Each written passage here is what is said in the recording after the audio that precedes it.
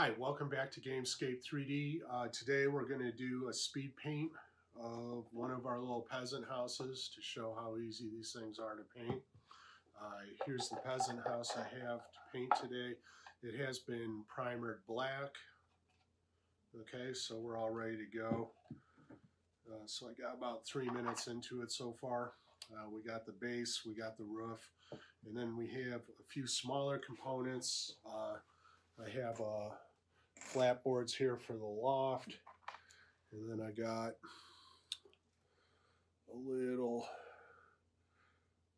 itty bitty window parts there, and then I have a hood for the flue up on the roof, and this could be resin printed or FDM printed. And then lastly, we have a little ragtag door to put on the front with a filament hinge. All right. In terms of prepping the model, sometimes these little holes where the filament's supposed to run through can get clogged up on your resin doors. Sometimes the resin will just settle in there when it's washing out and kind of harden. Sometimes with these doors, it might just be a little off. You know, you might need to clean it out. If you do, you can use a drill bit. 5/64 is the size you need to clean out those holes. So if I have a door there, I might just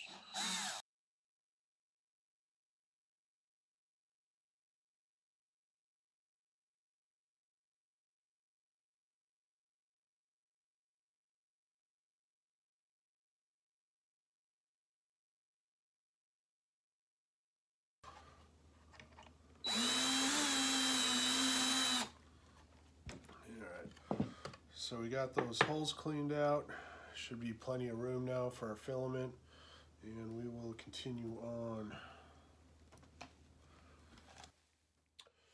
All right, the first thing I'm going to be doing is applying brown onto the timber frames.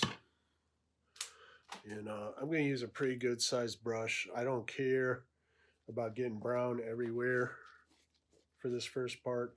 In fact, it's preferred. So there's my brown again, kind of on the lighter side of a mid-tone. Now I don't want to use so much brown that I'm filling in the details, of course. And if some of the black primer comes through, that's all the better. You definitely don't want to waste your time creating an even coat around this. It'll actually take away from it in the end, and it's kind of just a waste of time. You can go do something else. Do make sure you kind of hit the tops and the bottoms of your timbers, okay? Don't just paint the face of these things, because you're not going to be coming back later to hit these sides. This is kind of the last time they should be getting painted, unless you absolutely have to come back in to do a little touch-up. Okay. You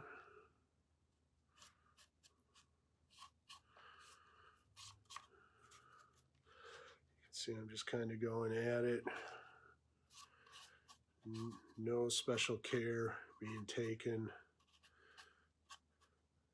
to keep the wood color off of the plaster parts, or to apply this wood color to the plaster parts with any particular intention. And I might glaze over these and let some of those black timber lines come through, you know, kind of dry brush it. Check. There we go. Like a straight check. There we go. And I might do it both ways. Sometimes that was my own dumb fault. I must have turned the mute button on my headset. Sometimes I might just kind of hit the tops and move along. Variation is really the key. You want to paint badly differently all over the place, okay? Thanks. All right, cool. So you want to avoid Let me check Twitter and the same way. Email and places I have Tim in. The key is really different amounts of pigment in different areas, and that'll kind of create a little bit of your shimmer in the end. Okay. So finish that up.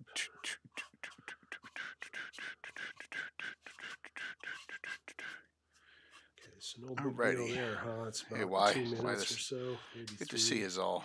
Just waiting for our guest. With our first part here. Got a we're gonna let new that vid dry. from Jeremy.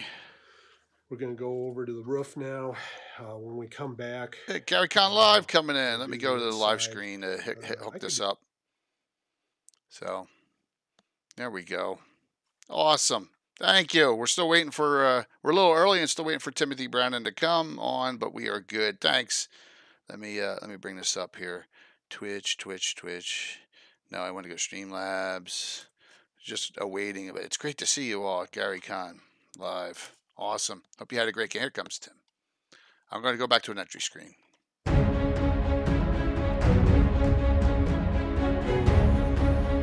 Hey, Tim. Hello. Hello. Good timing, man. How are you? I'm doing good. Hey, can you give me 1 second? I want to grab something to clean. Yeah, take your time. Absolutely. Just on an entry screen here. So, thank you, GaryCon, for the raid-in. I don't have my co-host Dana. She's on her way back, or she's still at game. So it's one or the other. I'm not sure which. But I'm trying to find my shout-outs for her. There we go for Garner shout-out. So.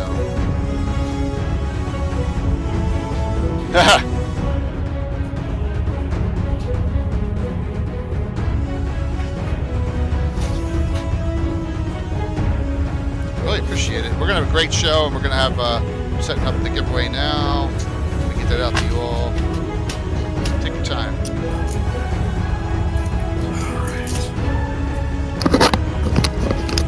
Okay. All right, we're good. No rush. We're early. Let me turn my volume here. Maximize my screen in your Zoom, and that'll be what's live on Twitch as well. That way, there's no delay. And okay. If you want to keep up with the chat in Twitch, you can box that out, or just keep Twitch up somewhere and Twitch. Okay. Yeah. Tell you what I'll probably do. Normally I do this in like my office or my game room, but it's D&D night. Oh. So everybody's downstairs playing. Oh, I didn't know that. That's fine. It's my son's game, so I'm just. That's awesome. But they get a little loud. Yeah, that's cool. so I'm upstairs. So here, tell you what, if you can, here's what I'm gonna do. Grab. You're fine. Take your time. We're all good. I'm going to. Where's the other mouse? There it is.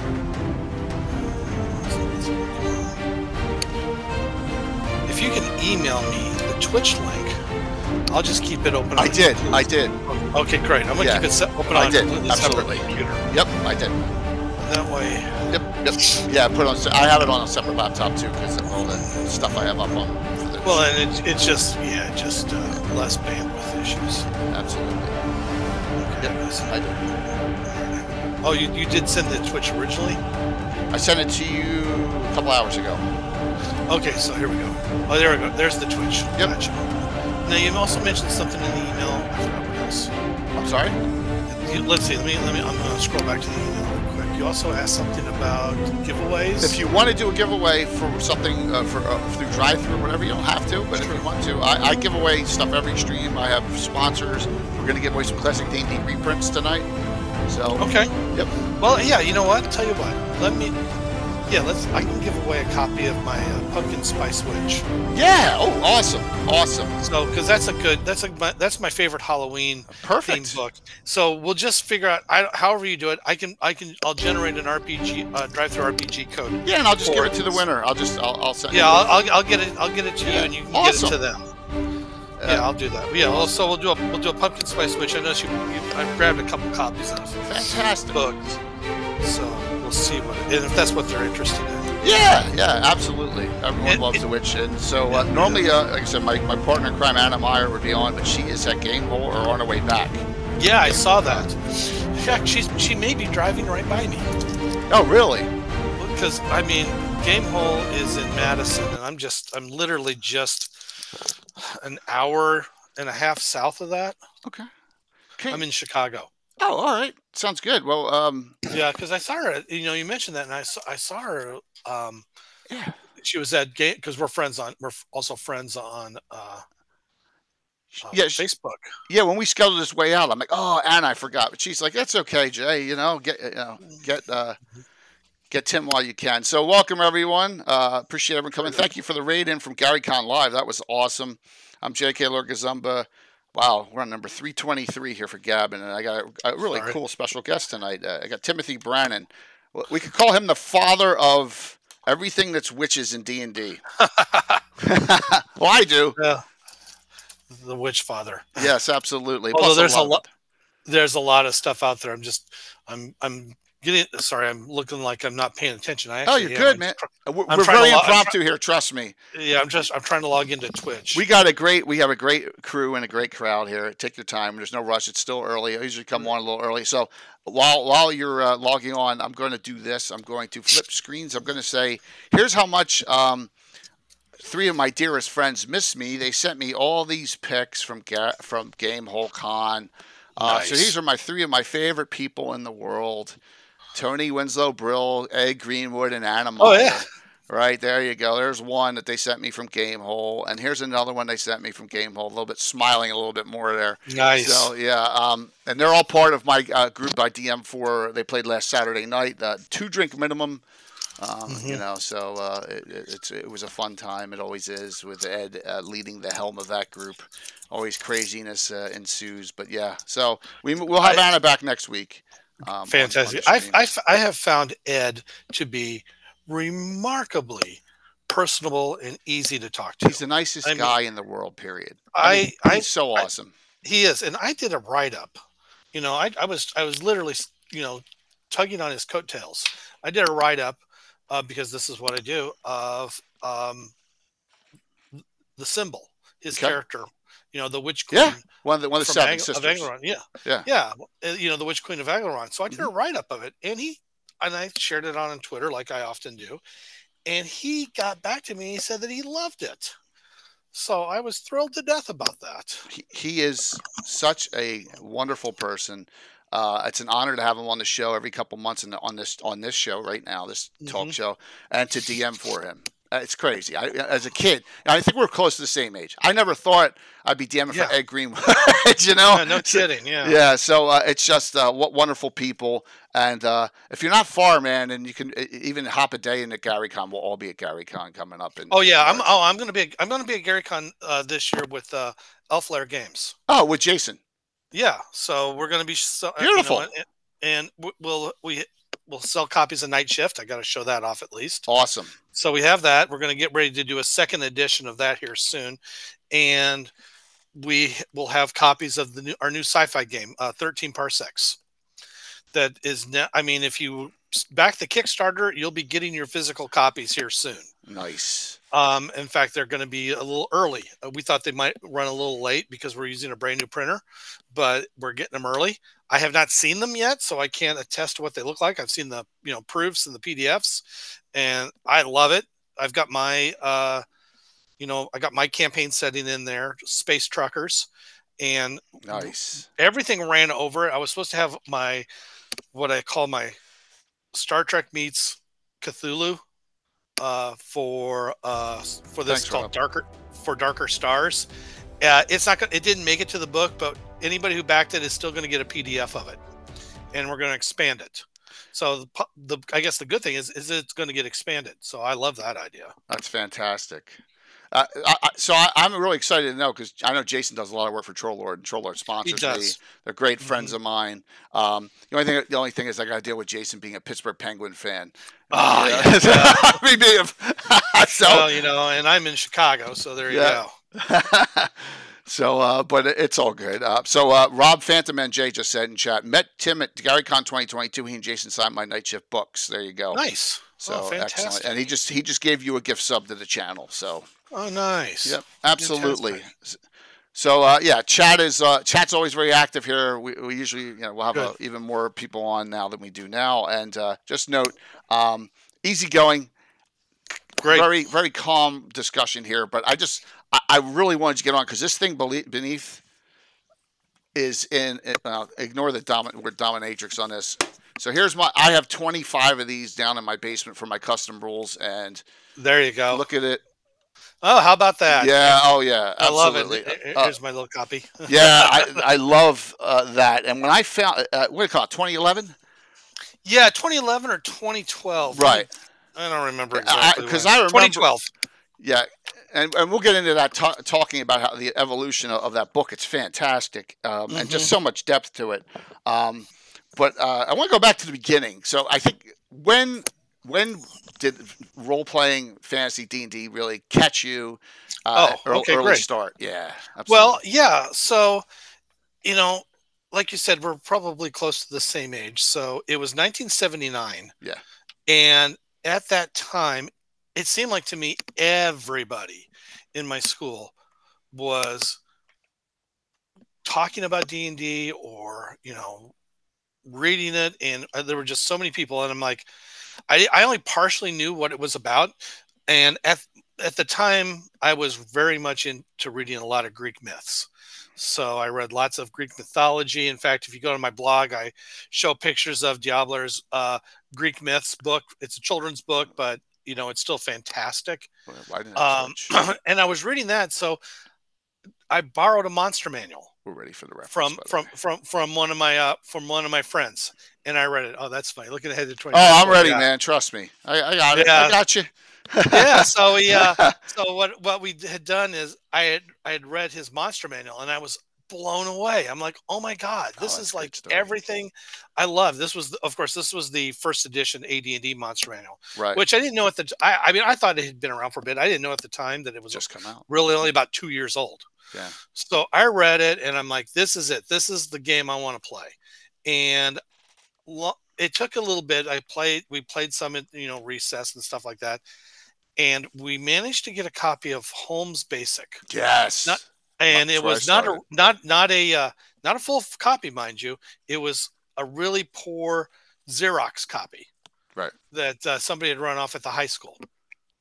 So, or excuse me, not the high school, the junior high. And so we were using Holmes Basic with a copy of the Monster Manual. And that's how we were playing back then. And I thought, this is the best thing ever. This is great.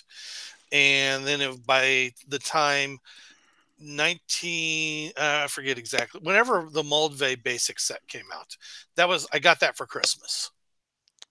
So Moldvay was 81?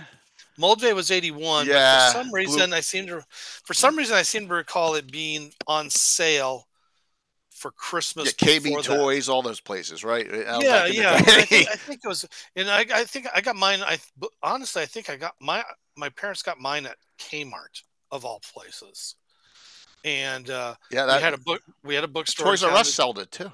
Yeah, we had a bookstore in town that carried it, and Walden Books became my game store of choice. Yeah, for the longest time. But so I started then, and it was and it's just sort of spiraled completely out of control ever since. Yeah, for me, I had a prison edition. What do you call it, with chits, no dice in it. That was the excuse me, that was the exactly, that was the Holmes Basics. Yeah, I actually scored a copy of that a while back with the chits. Yeah, you're like, what the heck? So Holmes Basic is one of my favorites. I love that, but Moldvay is where I really that's the one that I grabbed and was like, this one is mine, which has led to some interesting stories because it was very strange. I grew up in a medium-sized town. It was like 20,000 people, but there was I've later learned, an inordinate number of people playing the game then, and largely because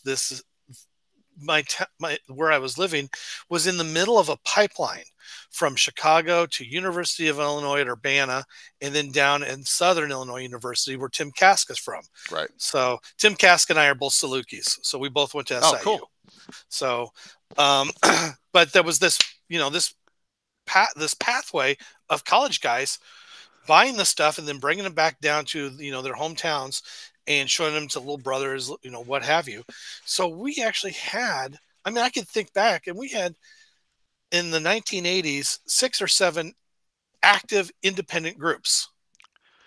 And I'd show up with my Moldvay Basic set and my, Cook Marsh Expert book, and they'd be like, well, that's not real. That's not D&D. What books are these? Where'd you get these? Because they were playing advanced D&D with a player's handbook. So, and it's like, so it's not even, I'm not even I'm barely out of the 70s, and I'm already getting Edition Ward over here. Really? See, that's interesting. We went right from Holmes to AD&D, just because, and then built off that. But you're right. I still love the original. Well, and you can do Holmes to AD&D very easily. Yeah, absolutely. I mean, Holmes still reads like basic D&D to the more advanced, AD&D first edition. And I played it like that. And in fact, I have something that I call my 1979 campaign that just uses Holmes Basic and the Monster Manual. And then I use any adventure from right around that area. So using B1, B2, B1, B2, but I'm also using the Wizards and Warriors game, or Warlocks. I forget which one it is, but it's a box game from TSR, but it reads and plays like one of their mini games. Remember the little mini games? Yeah, not Divine Right, not like no, on that not level. Divine Right. Warlocks, like I've covered it. If you go to my site and just search 1979 campaign, that's something I did for just a little bit in the summer, and that was a lot of fun. I mean, real simple rules. And of course, I wrote a witch class for it. Oh yeah, absolutely. Because that's what I do. Everybody's got their thing. That's my thing. And that was before. Well, there was the witch and dragon, the early witch, but then there was the one. What is it? I have here 109, 112, 114. 114. 114 is the big one where you finally got some substance. Yeah, 114 was the big one. Then there was 43, 20, and 5. Yeah, here we go. So yeah, this one. So, there's 114. That's the big one. Yeah. Yeah. Needless to say, getting that issue back in '86 was a huge deal for me. So my DM at the time, I've been playing in basic. He was in advanced D&D, and we decided to merge our worlds. So this world is on one half of the globe is the world of GREYHAWK. The other half of the globe is the known world from Mystara. Although nobody called it Mystara at that point. It was just a known world. And we made a map, but I later found one online that was much better by James Mishler.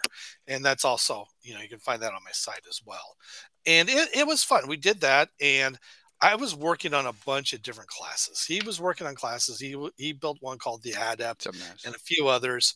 And I had done, horror has always been my thing. I wanted to play D&D, and I wanted to go fight monsters.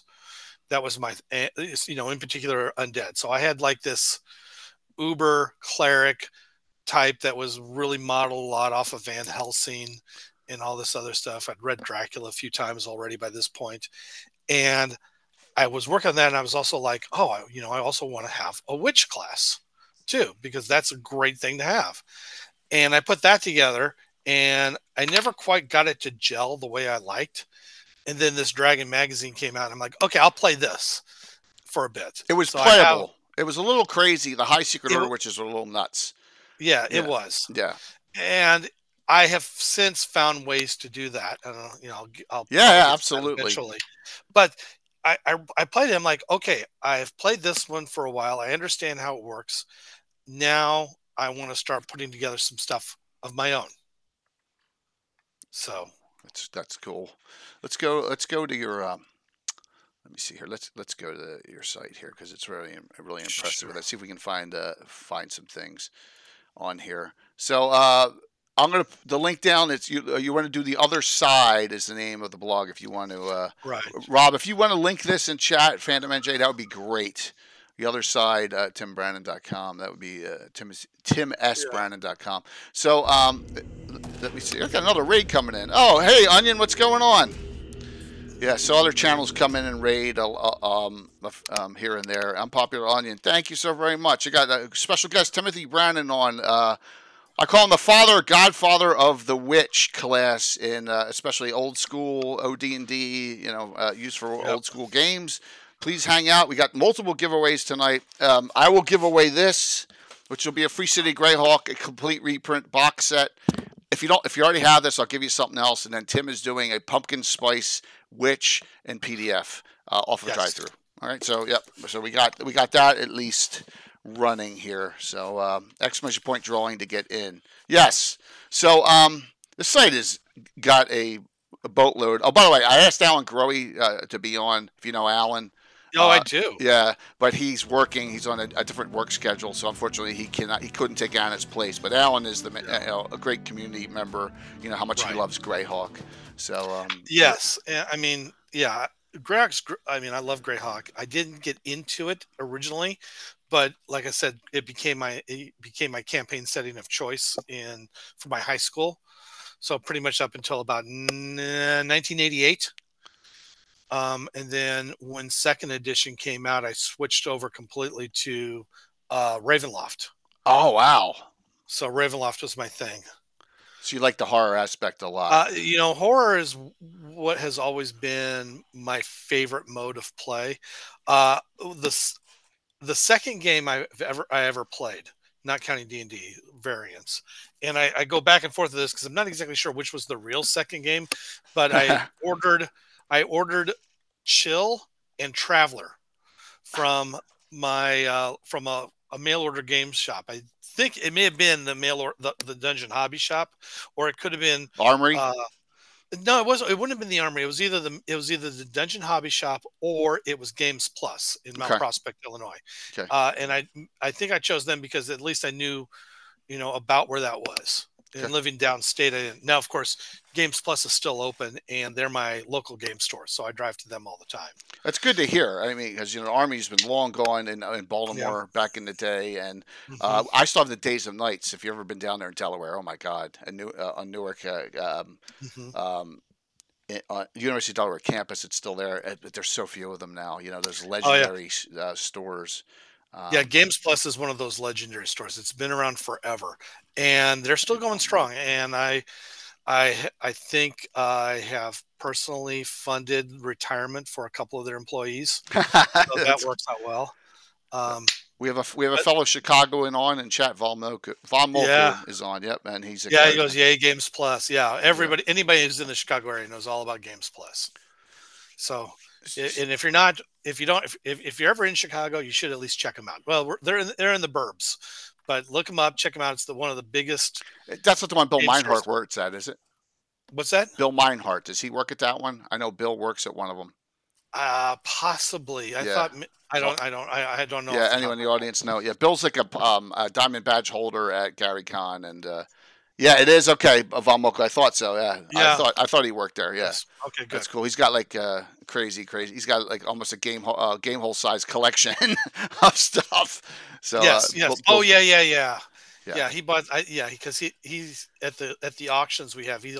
I think he's the one who's always buying everything I put out in the auction. Yeah, he's because I have a pretty decent sized collection myself, and I've been getting rid of duplicates and stuff like that. I trust me, I understand, man. I mean, my basement's just filled with books and stuff, and you never like, I don't have that. I need that, So I understand that 100%. All right, so you did not go you stayed in the basic realm. You wanted to stay in that rather than 1E, 2E for the most part, or did you bounce back and forth? Oh no, I've played every edition. Okay. So when I left and went to college, yes, GREYHAWK, Mike, Tim, Brannan. I took all of my first edition stuff with me, but as one summer I came home, and then the guy who'd been my dungeon master throughout high school was with his cousin who had gone to SIU, and we got it in our head that summer we were going to do nothing but play OD&D. So we played, original, little, the little book, white books edition, and that was a blast. Yeah. It was different. It was very different. And we were using the psionic rules from Eldritch Wizardry, which was a supplement I always loved. So I was happy to be doing that. Wow. And that was definitely an interesting experience. Got a fellow blogger on? GREYHAWK. Oh yeah, Mike's on. yeah. There we go. Yeah, Mike's on. That's a great one. Mike's a co-host normally on Legends Lore on Wednesday nights when he's not gaming. Yeah, GREYHAWK is fantastic. I love it. I don't comment as much as I used to on everybody's blog, but I'm happy to see he's still out there. Oh yeah, the community's very tight knit here. You know, we got a couple Discords, a lot of bloggers. You know, David Leonard and Tommy John Kelly and you know all those bloggers. And unfortunately, we lost a big one a little while ago. Oh my God, my brain just shut off. Holy jeez.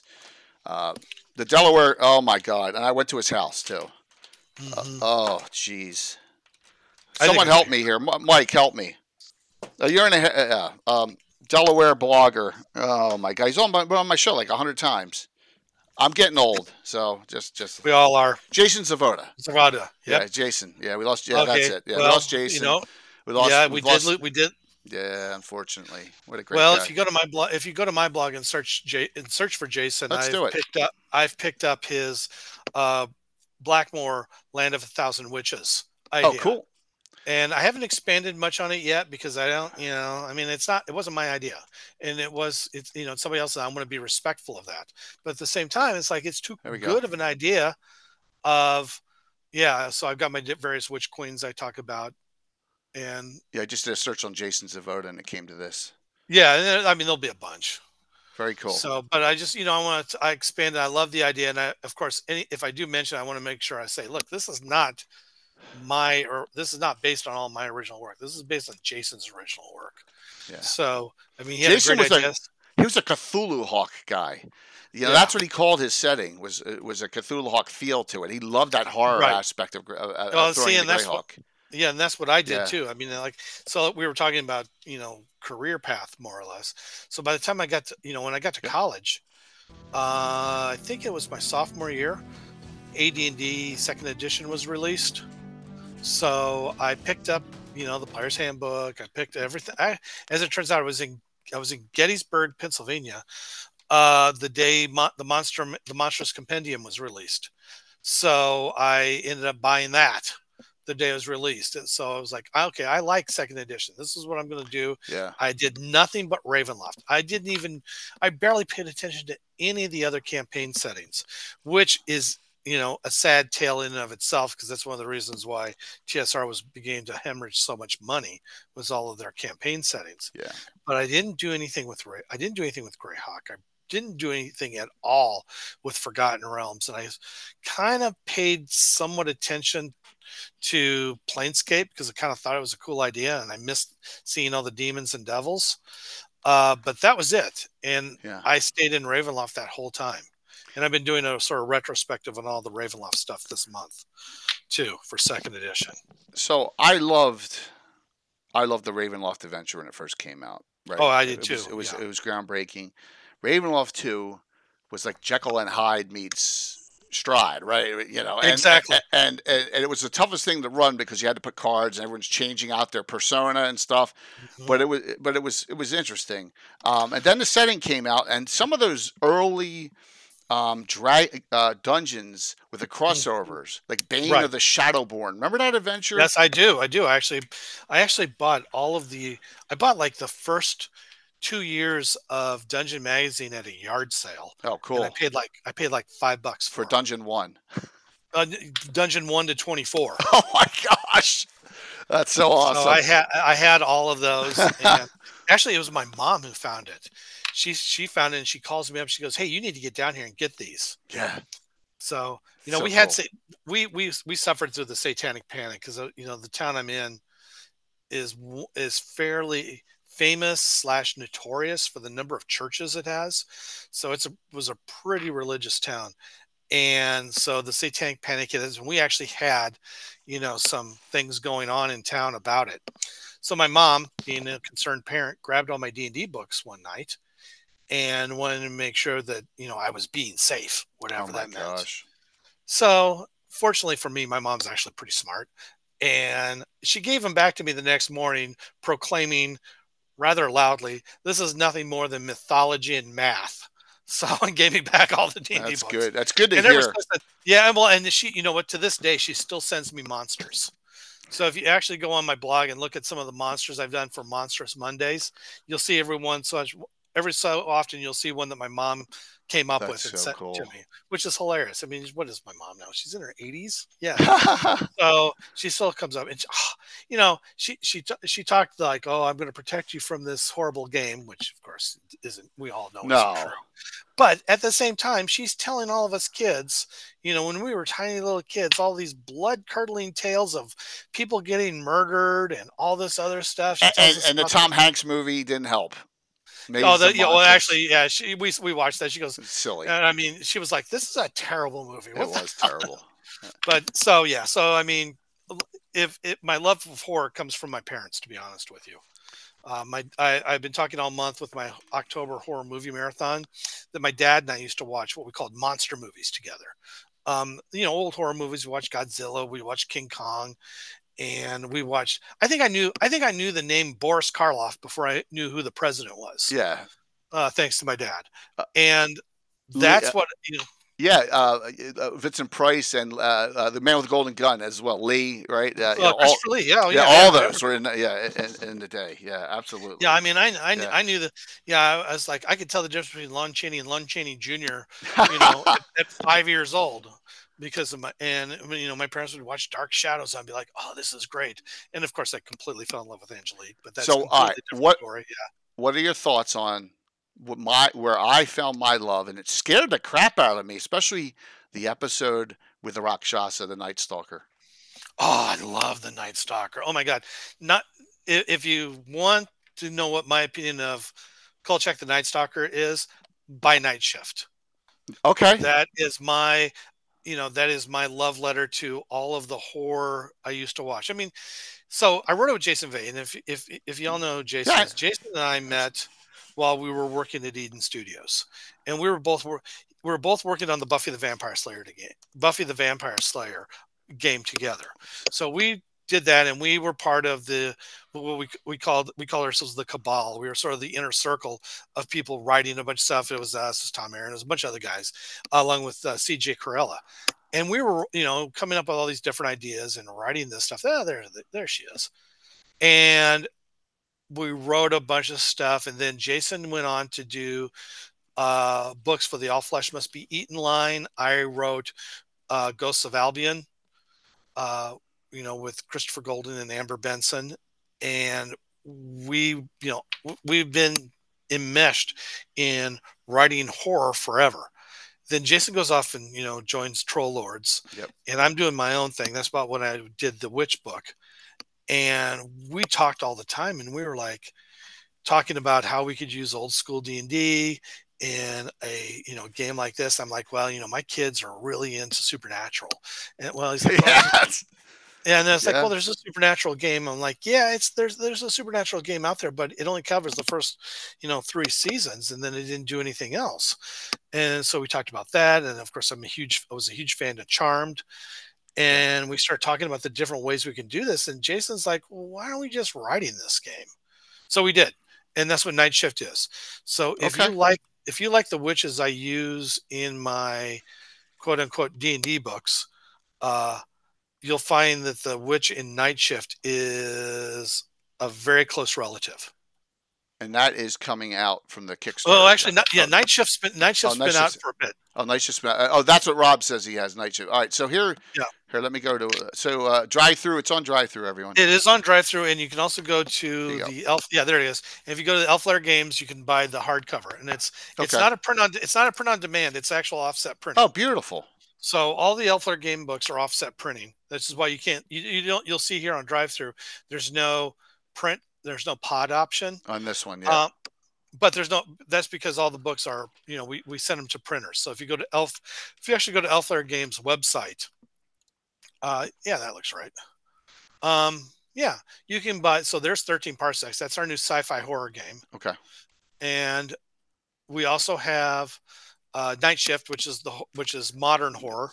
And there's also Wasted Lands, which is Jason's big fantasy game that deals with Jason, I think, grew up, I think his first word was probably Conan. He's read all of it. He loves all of those stories, Robert E. Howard. This is a fantasy game with the old ones, Cthulhu influences, and the versions you're hovering over right now, those are the leather versions. So it's the core rules and the Gazetteer campaign guide. And here's the standard right here. And there's the standard, yeah. Okay. So I mean, that's honestly, I'm going to be spending a lot of time next year on my blog talking about why this is your perfect D&D replacement. Nice. Okay. So it's like, look, I get it. I have played D&D since 1979. I've played every single edition. Yes, if you're going to ask even X edition, yes, even that one, and I enjoyed them all. But I think that everything I can get out of D&D, I can also get out of Wasted Lands. Okay. Oh, that's my books page. So you can go there. I don't know. Absolutely. It hasn't been updated with. We're gonna go over a lot of this stuff. Trust me. Oh yeah. I love it. I have not updated that page with my it's all cool. 13 parsecs one, but and the one that's showing up there in the sort of the random my books area. Every time you load it, get different. That's the pumpkin spice switch. That's that's the giveaway. Yep, there you go, everyone. Yeah. So pumpkin spice switch. While we're there, we'll talk a little bit about that. So the pumpkin spice switch started out as a joke. I mean, so Labyrinth Lord, Goblin Games did rather famously their pumpkin spice edition of Labyrinth Lord, Advanced Labyrinth Lord, and then they came back and did it again another year, and I thought that was hilarious. And I'm sitting at work. I'm actually in a meeting, and I'm thinking, well, I like fall a lot, and I just got grief for going next door at Starbucks and getting a pumpkin spice latte. I'm going to create a pumpkin spice witch, and it's just going to be making fun of, all of the things that people talk about all the time in the fall. So, I've got, cornucopias. There's that, but there's also, my NPCs in there are Becky and Karen, and they talk about how much they love fall. And they have really great hair, and like I said, I'm writing it as a joke. But as I'm writing it, I'm thinking to myself, this is actually pretty good stuff. I actually like this. And it went in from this sort of silly parody almost of white suburban fall culture into something that I think turned out to be pretty fun. I mean, I got spells in there like you can't sit with us, and light as a feather, stiff as a board, and other things like that. Occult powers of stuff like that. Things that isn't meant to know is okay for women. Stuff like that, just silly stuff. But I actually ended up really, really liking it, and it turned out to be a whole lot of fun. Awesome. And it's one of my favorite books that I've put together. And that one's very specifically for Labyrinth Lord. Okay, yeah, it's easy to convert. Right. It's easy to convert. Well, not only that, what I like to do with these. So if you look at this one, you'll see that it says Basic Era Games. Yep. There in the corner. I take a basic clone rule set. So Labyrinth Lord, Old School Essentials, Blue Home, and I will write a witch class for it. And then what I will do is, like, in each one, there's a different tradition. So like the pagan tradition or the green witch or, what have you, the pumpkin spice. And the traditions are all different. So that means that they have different spells, different occult powers. But the base class is always compatible across each and every one. So you can mix and match these as you like. And I also try to do something in each one that is specifically geared to that rule set. So the classical witch that I did for Blue Home uses the Blue Home rules of how to do multi-classing. So I talk about a lot of different multi-classing. Yeah. So let's dig in here to some meat and potatoes here, because I'm gonna give you 100% your props because of the stuff that we do in our game, because of your witch. Oh wow, cool. Oh yeah. So everyone, once again, ignore the name below. That was my playtest joke from the. I used to take Great Net spell books. Spells. I love the Great right, spell. But I made up a class that was play tested and didn't get very far, and that was the Dominatrix So from all the great net spellbook spells, but I have the witch in here too. So I stuffed it in here too. It's in the back. It's not going anywhere. But here is your witch. I mean, and it's when you get a Tim Brannan publication, they're not small. Everyone, they're huge. Tons of great spells in here. So let's pop this up. So this is 2011.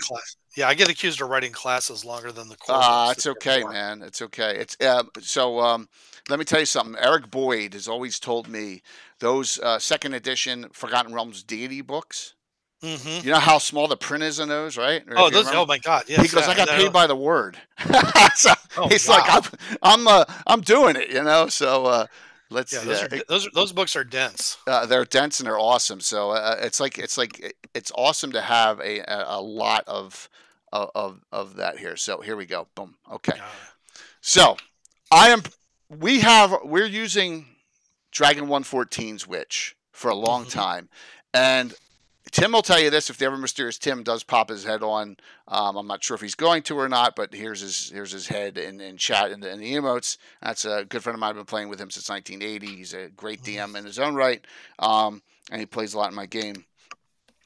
He had lost a character to a High Secret Witch Order spell where it aged him like 100 years. Crazy stuff. Yep. I mean, the High Secret Order was a little nuts. So I always have been looking for something because I didn't want to turn it into a player character class yet. Right. I was waiting to figure out how to do that because, and we all have, I made my own Necromancer. I made a Bounty Hunter. We used Len Lekofka's Archer. I used the Duelist. I used the Halfling Guardian, all from Dragon Magazine to supplement. Plus I have an Undead Hunter instead of a Paladin. It's a subclass. And I have an Inquisitor, all that. And then 2011, and this comes out, and I'm like, finally. So, yeah. This is an awesome book here. Because there's my order number. So a long time ago, Elflair Games. So this is actually published under Jason. Yeah. So we did that. I did that with Jason first, and I also did Eldritch Witchery with Elflair using the Orcs system, which was his. Oh, I have that here too. Yeah, that was good, and I love the cover of that. It's Lilith on the cover. Yes. Yep. So this one's a little different. This one's got some. This one's a little different. This is for the spellcraft and swordplay rules. Okay. Now, of course, if you take this, you can use this in any of the. In fact, in Wasted Lands, we have a chapter in there talking about how to use the orc system with Wasted Lands. So you could grab this book, you could grab Wasted Lands, and you could run away with it. One sec here. Let me go. I got some questions on where we can find all this here. I'm going to do this. I'm going to link back here. And this is Drive Through. All right. Just Drive Through RPG. And you can just get anything Other Side Publishing. And here is everything here. Right. All right. Yeah, I've got a lot. Yeah. All here. So, and it's going to be under, that one's going to be under, I think, original area compatible old school. Well, yeah, Eldritch Witchery is with, that one is with Elflair. But okay. I do try to say, like, if you want the witch books we're talking about, all those are going to be under the basic era ones. And then, of course, I've got my Swords and Wizardry ones listed under original rules. There's a Blue Home, yeah. So there's the Blue Home. Old school essentials. There's a lot of different standard ones here that you can find. And the witch one, just search for the witch. It'll come up that standard one as well. So. And if you go to my blog, I've got them all linked up. Yep. So thank you, Rob. Thank you for linking it in chat. Oh, all right, there we cool. Go. Yeah. So there we go. Have some really good mods friends helping out here. All right, so let's get back to it was a revelation. I was like, oh, thank God for you doing this for basic era games, and I'm like, 2012.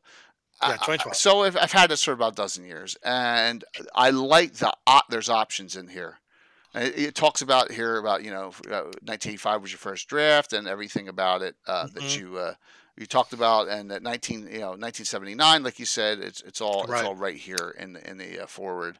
And then there's a lot of Elmore art. Remember, I know he sent all those faces out that you could use. Yep. I remember that too. The Elmore character creation of the Elmore character art studio. Yeah, absolutely. Because one thing I always wanted, growing up, is like, I want to do a witch book, and I want Larry Elmore to do the art because I loved the art he always did, especially in Dragon 114. I've talked to Larry about this, many times at Gen Con, because usually Gen Con usually ends up to be right around his birthday. So I always like to go to his booth and wish him a happy birthday. And then, of course, I talked to him at GaryCon as well. And I've got a bunch of his portraits that he signed downstairs. And I always wanted something of his in one of my books. So when I found this character art studio that he had produced a few years ago, you could put it, you could use his art, and just it's OGL, it's under the open gaming license.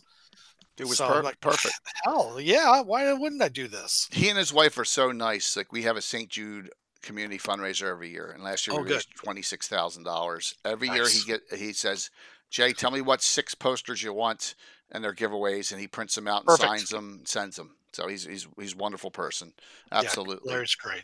He is definitely, and unfortunately, I think last year was his last GaryCon too. I don't think he's coming anymore after that. I think he said he was he says. Now the good thing is Roger Moore's coming this year, and Roger didn't make it last year, and I love Roger. Oh, okay. Roger will be there. Yeah, there was I got a lot of grief from everybody in the Elfler Games booth because I spent one day just running around getting everybody to sign stuff. So I got all my books signed. You have to. I mean, I would never go there. I stream like everything I do, but I would never go there to work, man. That con is so momentous. I do, and then the nice thing about GaryCon for me is I commute to it. Oh, that's cool. So I get up in the morning, I drive to GaryCon, I park, I take the bus from the parking lot to the hotel, do everything I need to do, get back in the car, and drive home and sleep here. The only problem is you're missing the after party in the back bar. Yeah, I know. That we have every night. Yeah, I've learned that I don't have much after party left in me. I understand that completely. So there's a lot of rule setting here. Prime requisite score is charisma, which I love, and it talks about setting it up so that it makes sense in your game. Like, for example, right here, they have the healing balms, which a lot of people would it's a paragraph here. If you don't read this, you're going to miss it. Right. So the healing bombs 3 times per day. We have our PC witches that can do that, and they're collecting the right herbs.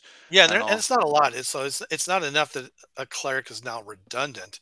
It's just like, if your cleric is busy or can't do it, you can, it's a simple little healing. I try to aim everything. What would a 0 level normal human need in life? Right.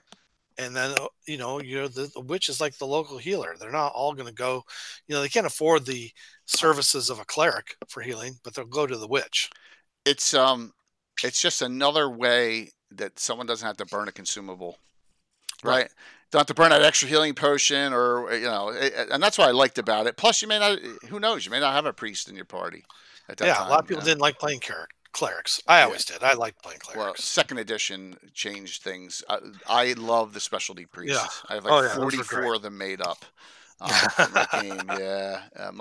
Do you know Malden at all? Do you know Dennis Tetro? The name's only vaguely familiar. Okay. Yeah, Malden's a big one on those too, and he did the map for GREYHAWK City in 3rd edition out of Living. Oh, okay. Journal. Yeah. I had that. Yeah. Yeah. So some good backgrounds. Now, here's the thing about restrictions and everything like this. Witches up to 10th are considering adventuring, and then 11th to 20th are the true powers. And if you're going that high in your game, the capabilities here. I wanted to put. Yeah, we talked a lot about 36 level back when the expert set first came out, and then, of course, there he is. Back me. Good to see you, Dennis. Malden too. Yeah. Good to see you. So I figured when I wrote this, I was writing it for very generic basic. And it works, man. It works for whatever class. Edition. I didn't have to make many changes at all to it. And spells level. I know you have I think these are the cooperative spells, right? Those are the rituals. Yeah. So at the next level up, you can take a ritual spell. Yep. And a ritual spell always takes more than one caster or something very special. Like, there's a couple of ritual spells like Hell Hath No Fury that you can't cast it unless unless somebody has really, really, really wronged your character. You can't cast it in the middle of combat either. Right? Yeah, you can't. They take too long. So, I tried to make it as, I wanted to make it as, I don't want to say generic as possible, but I definitely want to make it as flexible as possible so that whatever way you're playing your game, you could drop this in, knock off the stuff you don't like, use the things you do like, and then run with it. So 2 things. There's an appendix here, and we'll get to that. But 2 things I love about this. There's all different kinds of witches traditions. Mm-hmm. And Tim says witch is not a subclass of mage. So if you want to do a multi-class witch magic user, it's okay. Yeah. And which we have at least one of them in our campaign. Well, one PC. Yep. And then in my Blueholm one, like I said, I think that's, what is that? The Craft of the Wise, the classical witch tradition. Yeah, I think I go into detail about how you could do a witch wizard, a witch magic user. Yeah. Witch thief, witch, fighter, yeah, cleric. I've done a lot of witch wizards and a lot of witch clerics, and they're fun. I mean, it takes a lot. A witch has an experience point it's table tough. very similar to that of the wizard. Actually, it's tougher in the lower levels for a witch than it is for a wizard. Yeah, between 6th and 9th, it goes like this, right? It's boom, boom, boom, boom, boom on a magic user in 1st edition. Right. It's super quick going up there, which is a real. This is, I think it's what 90 or 120 for, and you got a 320. It's a haul. I mean, I spent a lot of time going through the numbers on this. I mean, my professional background is I was a stats pro. Actually, at the time I was writing this, I was going back for my second PhD, and I was going through all these tables, figuring out how much is this worth, how much is that worth, and I literally did take my knowledge of working in Unisystem for this, doing analysis, crunching the numbers. Yeah, I was bell curves, making sure everything worked, and it's tough, but it does. After a bit, the witch does level off. So so do druids. So do druids. So it works out. Yeah. I think it works out well. And I've used these numbers for quite a while, and they work. I know they work. So I mean, maybe they I don't know. Maybe other people building the class would have different opinions, and that's great, because honestly, if I'm not writing the class and if somebody else has something on drive-through that they've created, I'm usually the first person to buy it. Once again, Rob, relink this again, because I know we had just a bunch of new people come on, just so they can see, get it right. It's $5, everyone. It's like getting. Yeah, I probably underpriced it, but you know what? It's worth the $5 for all. And like I said, after 12 years, I'm not going to change. Yeah, it's what I use in my campaign. You all know how much I love. It takes a lot to win me over. $350. Okay, it's on sale. There you go, K. James. Thanks. It's on Halloween. Sale. Yeah, Beautiful. It's probably no. So there's a sale price that we do at Elf Flares after a product's been, aged for a while. We're like, and it's Halloween, so it's probably even cheaper than that on drive-through. Tell us about your what. I know. So one thing you have is an Appendix 0, which is unbelievable. Tell us about the traditions and how you came up with these. So this particular book has 5 traditions, and this came about because of a comment that I'm not even sure where the comment originally came from. And there's a version of it in the book, essentially saying that if you ask 5 different witches what a witch is, you're going to get 6 different responses. And there's always been, even in modern, in modern Wicca and in old witch trials, you hear these different things that people are calling witches. So a tradition is largely, how is it that you came to know witchcraft? How is it that you became, how is it you learned your craft? So we have things like the Aquarians, and, in basic, these are going to be your astrologers. These are going to be your stargazers.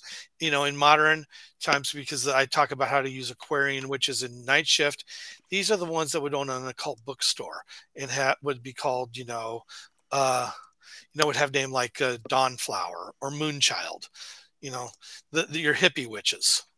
And, classical are going back to Hecate and Isis and, goddesses like that.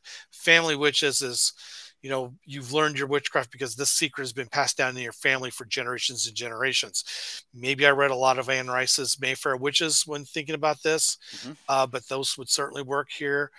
Fairy witches are your type that you would see in British folklore. Right, and if you got more elven coming from Celine and Greyhawk, or coming from a deep forest, maybe you want to go that route. Exactly. Right? Yeah. So the notion is that elves were the first witches or something like that. I mean, do the malefic, your demon and devil worshipping witches believe that? No, they think they were, and that's just it. None of them agree on what it is, but for ease of use, you all have the same rules. And then it's just, it's just different flavors. And then the additional books I have, each one is essentially a tradition book. So like the pumpkin spice is a different type of tradition. Right. You haven't broken out after this one. Yeah. I mean, this is a 128 page book, and most of the rest of them are between 40 and 60 pages. Right. But so when you did this and it came out, I was like, oh my God, it's everything I ever need. Yeah. Yes, and when I did it too, I thought, that's everything I need to write. And then every so often I talk about, and even on my blog, you'll see me do this. I'm like, I'm going to start working on my last witch book. And then I'm working on it. I'm like, oh crap, I've got 3 more I can do now. So we usually go classical, fairy, or family tradition, or the ones that are good. Are the ones that we tend to go for an adventuring style witch. I've had I can recall 3 PCs. One of them was just recent. Played. She was a witch thief, if I recall. Voda. Oh, nice. A witch thief, and then we definitely have a witch mage. That is Walt, and he's all my guys are going on vacation this week, so it's like none of them are even in chat. My normal guys who play on Thursday night. So, but we do have, and then I'll play some. I'll still throw out the high secret order witches as the bad ones from from Dragon 114, but only as NPCs. But this allows the possibility to play and have a little balance to the game and have some fun with it, and that's it. That's the great thing about it. It's good. A Rennie too for witches with Greyhawk. If you know the Rennie, or the people don't know where they come from, the boat people. They don't. Yeah. So it's another wonderful. Mix here. So you can go through this and you can go and check all of the different types of they all have special abilities that are a little different in each tradition. At first level they almost all get a familiar, but those familiars will be different. Like a fairy witch, it's going to be some sort of fey creature in the shape of an animal. A diabolic witch is going to get an imp. A family tradition may end up being like the ghost of some former family member or something. Absolutely. Yeah, because it says here, it could be winged cats or talking dogs, just for the Fae. So, yeah. So it looks like a bunch of people ordered it online already, which is fantastic. Good to hear. Good to hear. Yeah, that's great. Yeah. So, like I said, and it's Halloween. It's on sale, so it's a good time to get it. When the community sees something good, they you want to play Witch Bones? Let's talk. Of course you can. Little Bones is another streamer who's plays a lot in my campaign, and is a 3-time champion of the Grand Joust of Altamira. Kicked the crap out of. Did you Luke Gygax a couple weeks ago? His son. He was jousting with the son of Melf.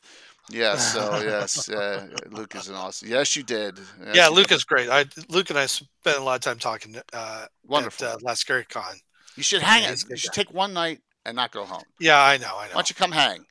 I should. Or Wednesday. I usually try to get home because my oldest son is he's a chef and he works at night. So it's a matter of juggling schedules. So Wednesday I'm gonna have a talk show in the club for like 4 hours. So there we go. If you can hop in, that would be cool. See what I can do. Yeah, definitely. Malefica, eclectic. So this goes on and on and on. Yeah, the eclectic, you just get to take whatever you want from the others. And that could be good for a player character too. Absolutely, it would. I mean, that's your hot topic mall witch right there. This is such a great mix. There's something in here for everyone. And once again, you can make any changes you want to it. Here's about going about getting familiars. Here's and I love using the old woodcuts, like that. That's the one, you know, Yeah. the Matthew Hopkins searching for various familiars, and these were the names of familiars that were reported. Thanks, I mean, Baker. reading, you know, research and seeing those old woodcuts, I'm like, oh my God, I love the way these look. And my wife will look at the book. She goes, "Why don't you use some color stuff?" And I'm like, "Yeah, that would be nice. I like it. Color is much more expensive, but this is the stuff. This is the art that I really, really loved." And I was, you know, reading and was like, "Oh yeah, I want books that have art like that looks like this." So, Well, that's and good. I think it captures the mood right. To be honest with It you. does. It because it shows that you know, through time and everything, that this is right. Hmm. It's been it's been around. It's been in culture, you know. Yeah. So it's really And cool. if you don't have at least one familiar named Vinegar Tom, then I don't know if you're doing it right. All right. Sack and sugar. Here are some lower level spells that Walt uses all the time from his witch, because I have it that they have to learn them just like in a wizard, so they have to get them Right. and they have to do research on them, you know, in the same way. So here's your cantrips, but let's go to some of the first level spells, because we have our favorites here, and a lot of these are very similar to mage spells, right? Like Yeah, dancing in yeah, they are. lights, but And I mean, there's a lot of OGL in here. So I mean, I did some of these are, you know, they appear in the SRD, and I've just rewritten them to make them, you know, more appropriate for witches. And of course, I think I've written 800 total spells of my own oh, that's that have appeared fantastic. across all my books. I'd have to check my database. I have to keep track of them now in a database so that I know what I've already done. So let me see if I can. So somehow block the seed always gets cast. I don't know why that gets cast, but you know, that's just a. Yeah. It's a useful spell. It's a useful spell. Oh, that's funny. You got charm person in here. It's another standard one, but my Yeah. gosh, I'm looking. There's a couple. I'll find him. Ghostly slashings one. That's cool. Yep. That's a real Like cool one. that. Spell causes an open wound on a person. Spell deals 1d4 +1 per level. The placement of the room is random. Duration instantaneous. There are some spells. Hecate's spiritual dog. That's another one he likes casting. A lower Yeah. level spell. Yeah. So Yeah. You get a dog to help you. absolutely. And So Hecate loved dogs. witch whale. Yeah, witch whales. What level is witch whale there, Von Molke? I know you have this book too. 'Cause I know you I have know. it. I don't remember Yeah, even, it's to be Michael honest in with chat there. I'm looking for the one. Maybe here it is. Sour stomach. This is my favorite for low level. The spell causes the target to have nervous stomach, thus experiencing severe digestion discomfort and cramping upon the engagement of any event that's mildly stressful or exciting. Yes, there's Bill. Look at that. you. Yeah. Bill the Master Crafter is one of my good friends, and he says, creator of one of the best classes ever. There you go. And Oh, Bill, thank you. How many witches do you have? You have one? Yeah, I think you have. I think you have one too, as well. Bill does. So Yeah. yeah, The, and the logic behind a lot of these spells is I think of them as, you know, curses. wizards are going to have your flashy ones. They're going to have your lightning Yeah, bolts. They're going to have your fireballs. They're going to have your attack spells. That's what they're good at. That's what they're best at. And that's witches are going to have the ones that, like, you know, you hammer a nail in somebody's footprint and it causes them to go slow or right. something like that. Or, you know, like I said, a lot of them, like say for example, the classical or the pagan witch, are going to be your midwives and your healers. They're going to be interested in things like that. And you get others. I mean, I got ones like Wave of Mutilation because I listened to a lot of the Pixies back in the day, and it just you know it causes just a lot of damage. But it's not. I almost don't want to call it flashy damage because it would look cool, but Right, it's right. I tend to think of it as witches don't engage in what they call vulgar magic, Thanks, Greg. and that's what wizards do, and to some level clerics. You know, like we can poison and of course curse. I have Yeah, takes a bestow page and a curse. Here's half. the bestow curse, which gives you a Yeah, that lot of one's options. long. Yeah, I wanted to make sure I covered. I probably could have been a little. I probably could have been a little harder on my editing for that. And my editor, when I went through this, was like, I don't know what the hell you're talking about half the time, but that's okay. Um, I could have cleaned that one up a bit, but I wanted to cover a lot of different things. I mean, this is what are witches known for? They're known for curses. They're known for hexes. I want to be able to give players options instead of, oh, I curse them and they lose 3 points of strength. Okay, great. What's that mean? How's that manifest in the real world?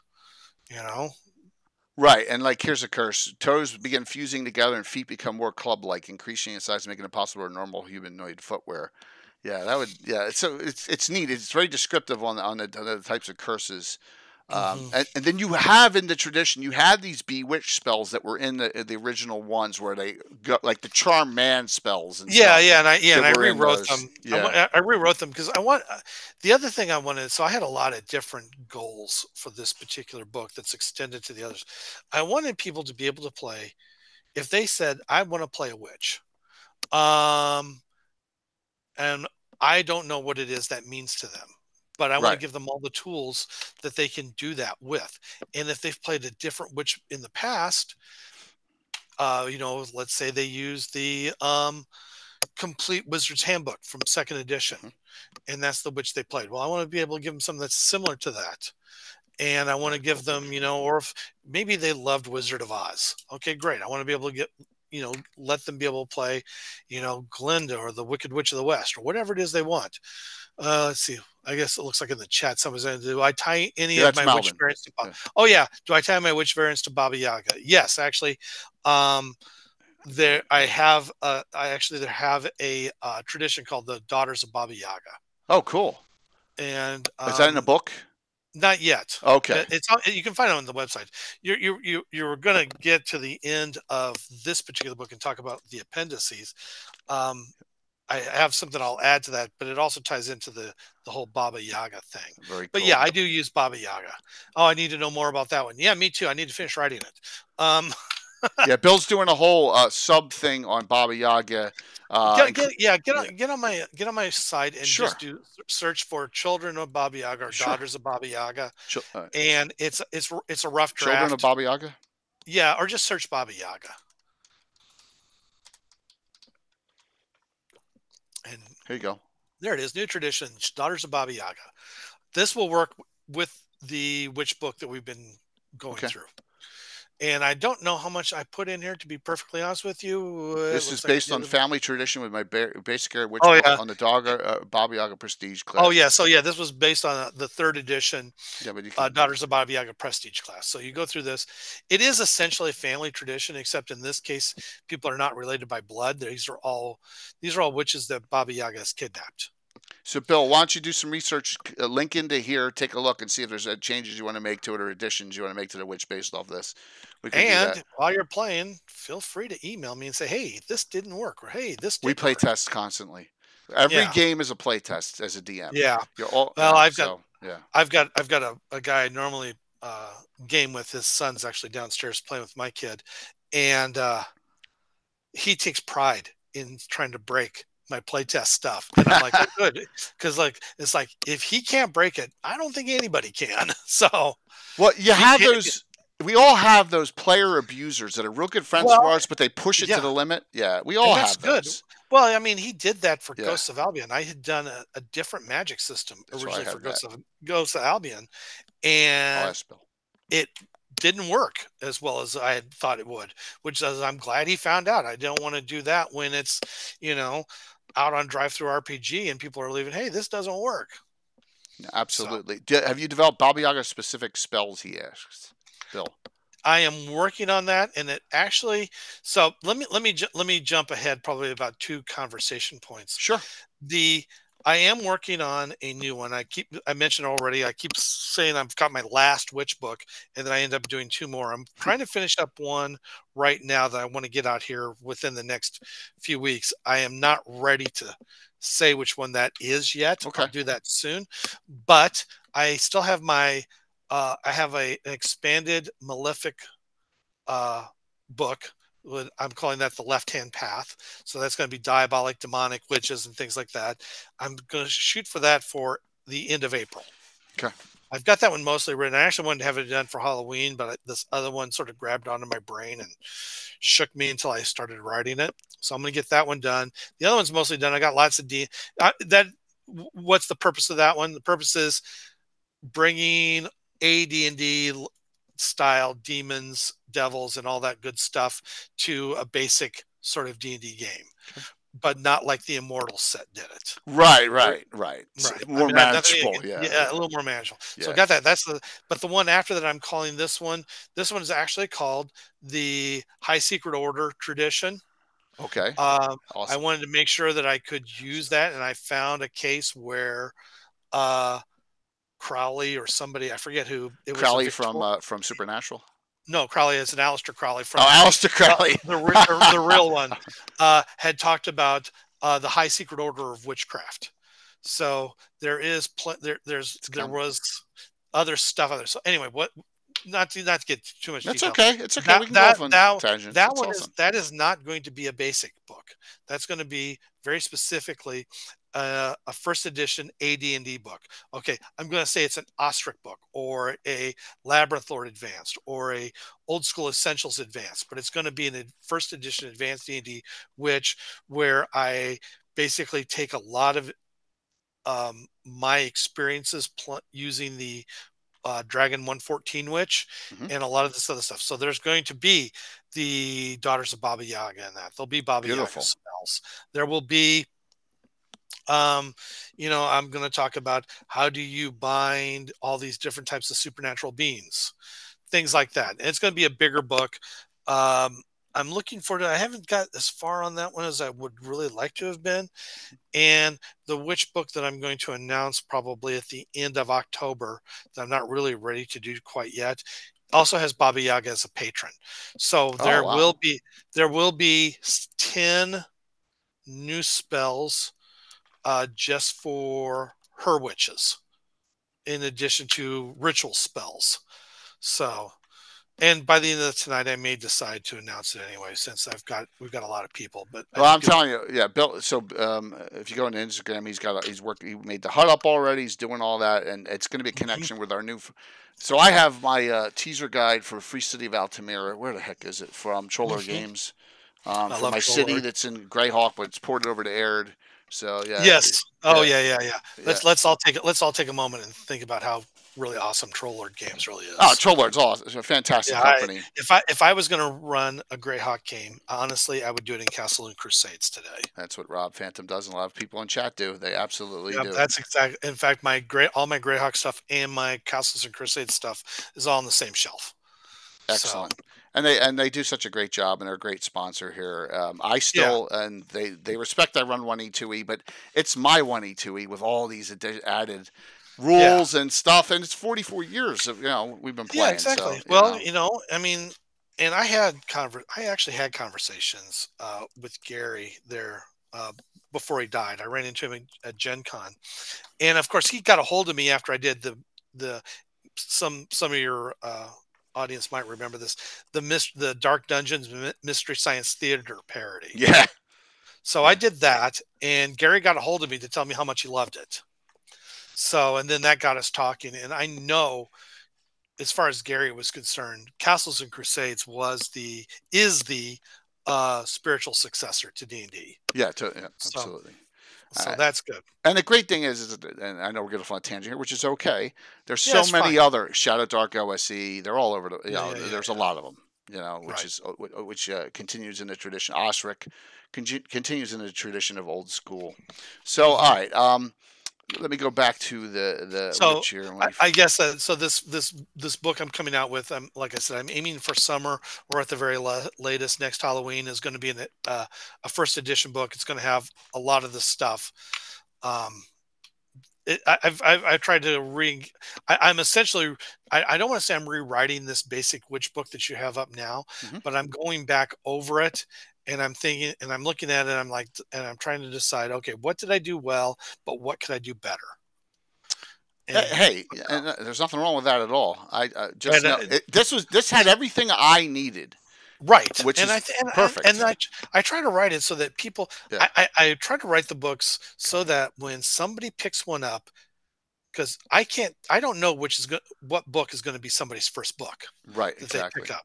So I want to write it so that the book they pick up is at least a good first book for them. And if they later decide, oh, I have the Pumpkin Spice Witch, but maybe it's a little too silly for me, I need something a little more serious for my game. Oh, well, here's the Mara tradition, which is all about undead and vampire witches. Maybe that's something you need. Or maybe you want to go with something a little different, like the Green Witch. So Which anyway, I try to do something. Green Witch is based on like the Green Man and all of that Yeah. And genre. Okay. someone earlier asked about Celtic paganism Right. and things like that. Would that fit in with the hunt, right? I actually have I talk about the Wild Hunt Yeah, in well, that's that my as well. favorite of all time. I have so there's the Green Witch, and then on the other hand, I also have the Pagan Witch tradition, which is probably a little more. I mean, like there's a what was that guy? It was one of there he is. Yeah, the Borka, which is something a bit like not the Borka. Oh, I'm sorry, up here? that was the brownie or a buckmaw. Borka. That's a brownie? The Borka, no, not the Borka. The brown. Oh, he's just a brownie. Okay, he's the brown man. I mean, he looks like a hobgoblin, but he's actually good. Yeah. So that's closer to the old British pagan idea of a brown man, of a brownie, as opposed to what we got in the Monster Manual. Like I said, I love the Monster Manual. Monster Manual is still among my top 3 game books I've ever purchased in my life. Along with Chill Vampires and C.J. Carella's Witchcraft. But that doesn't mean I can't put my own spin on things. Absolutely. There's some great things in here. So like this Earth Troll is really cool. That's the Earth Troll, the Druther, which is, just like it's a weak, low-level golem. Yep. There's wonderful, wonderful things in here that you can just add into your game because and I go through this. What's the number one of the things when I've been playing with my guys for 44 years? How do I surprise them? How do I challenge them? I challenge them with new creatures and new spells, right? Yeah. And that's where I will steal Forgotten Realms spells all day long and throw them into my campaign. And nobody would be happier for you to do that than Ed Greenwood. Well, he is, because I use him against him. Yeah.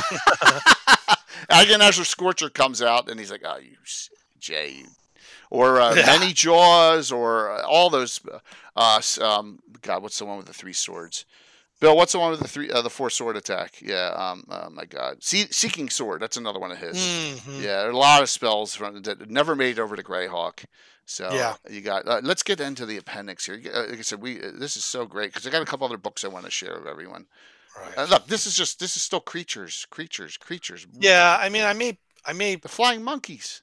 Yeah, flying monkeys, winged cats. I didn't even know Tressum were a thing in the Forgotten Realms because I never played in the Forgotten Realms. Oh, really? Yeah. If you go to my blog right now and look up Forgotten Realms, you'll figure out. I mean, you don't have to go right now. But I mean, if anybody watching this goes to my blog and they go to Forgotten Realms, you'll see that about right around when 4th edition came out. Hey, George. I came up with this idea that maybe I should start seeing what the Forgotten Realms is all about. And I've only very recently have been getting into it.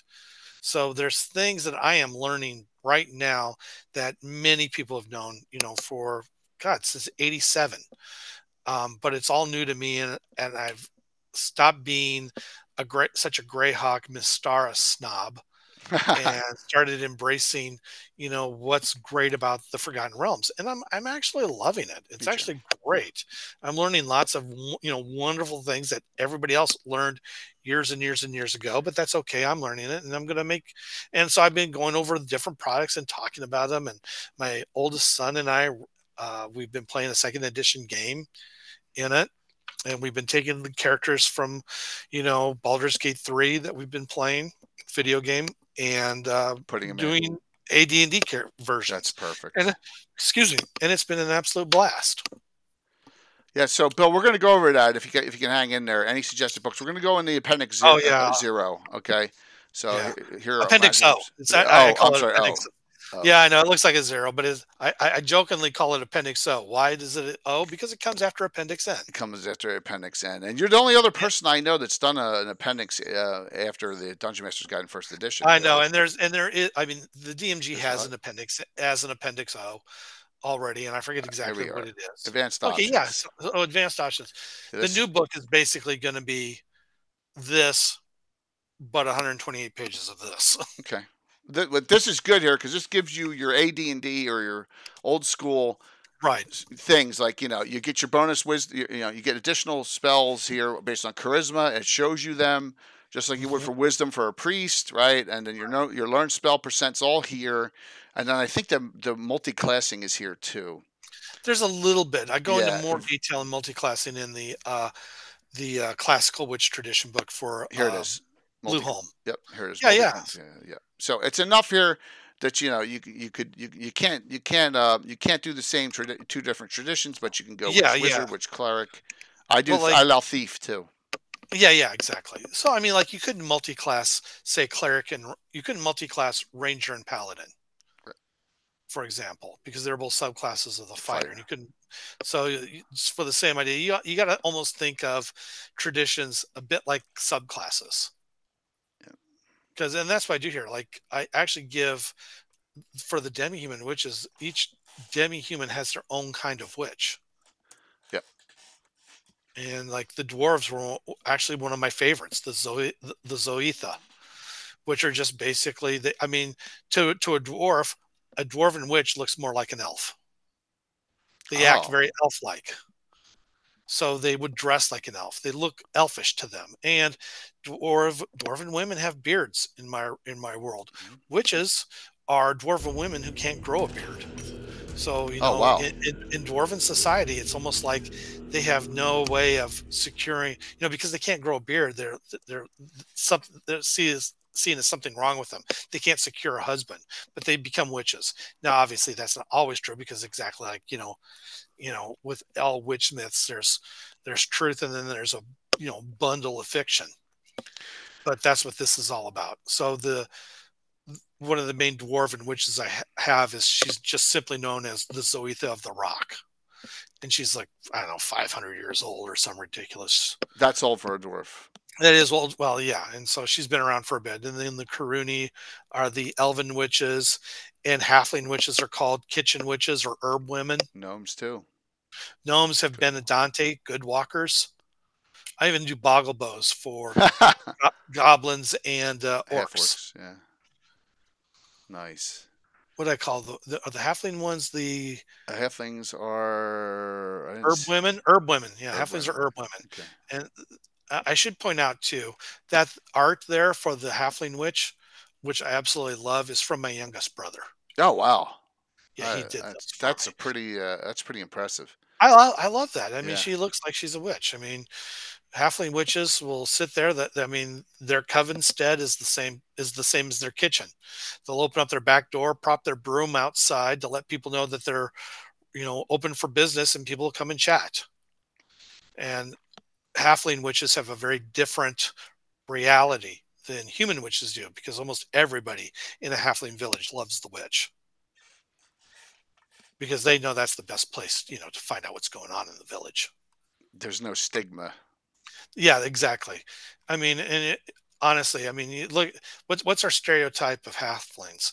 They like to sit, your average halfling likes to sit around. They like to have a couple, 6 meals a day. So who's going to be the most important person in a halfling community? The one cooking. So there she is. Yes, there's so much information in here, and that's why I fell in love with this, and it works for us. Here's the demi-human table. I stuck with demi-humans having level limits, and if I can make it work to 13, I always will. Yeah, 13 is super high in my game. Super high. Well, I was born on a Friday the 13th. So oh, really? I have to do that. And you got wizards and witches too. You got here. So for this, I mean, the problem I ran into when playing was, if you've got a witch and you know how to play her, she is always going to outshine the wizard. Now, I found that in practice, people don't always do it, but that's okay. I want to give people the opportunity to sort of bump up their wizards a bit. Okay. So I give them wizards in first edition don't have a find familiar spell. So I have this one here that you can take at first level, so you get familiar. There may be one later on. I don't remember, to be perfectly honest with you. But I also talk about how they can use each other's scrolls if they need to. I also like to give wizards signature spells, which is a spell each level that they can cast. I don't remember if I put that in here or not. Maybe I did. But anyway, I just wanted to give wizards something a little extra. So if you're going to run a game with witches in it, you need to tweak wizards just a notch to make them feel more, to give them a little bit of a split, because obviously a magic user by definition could be anything. True.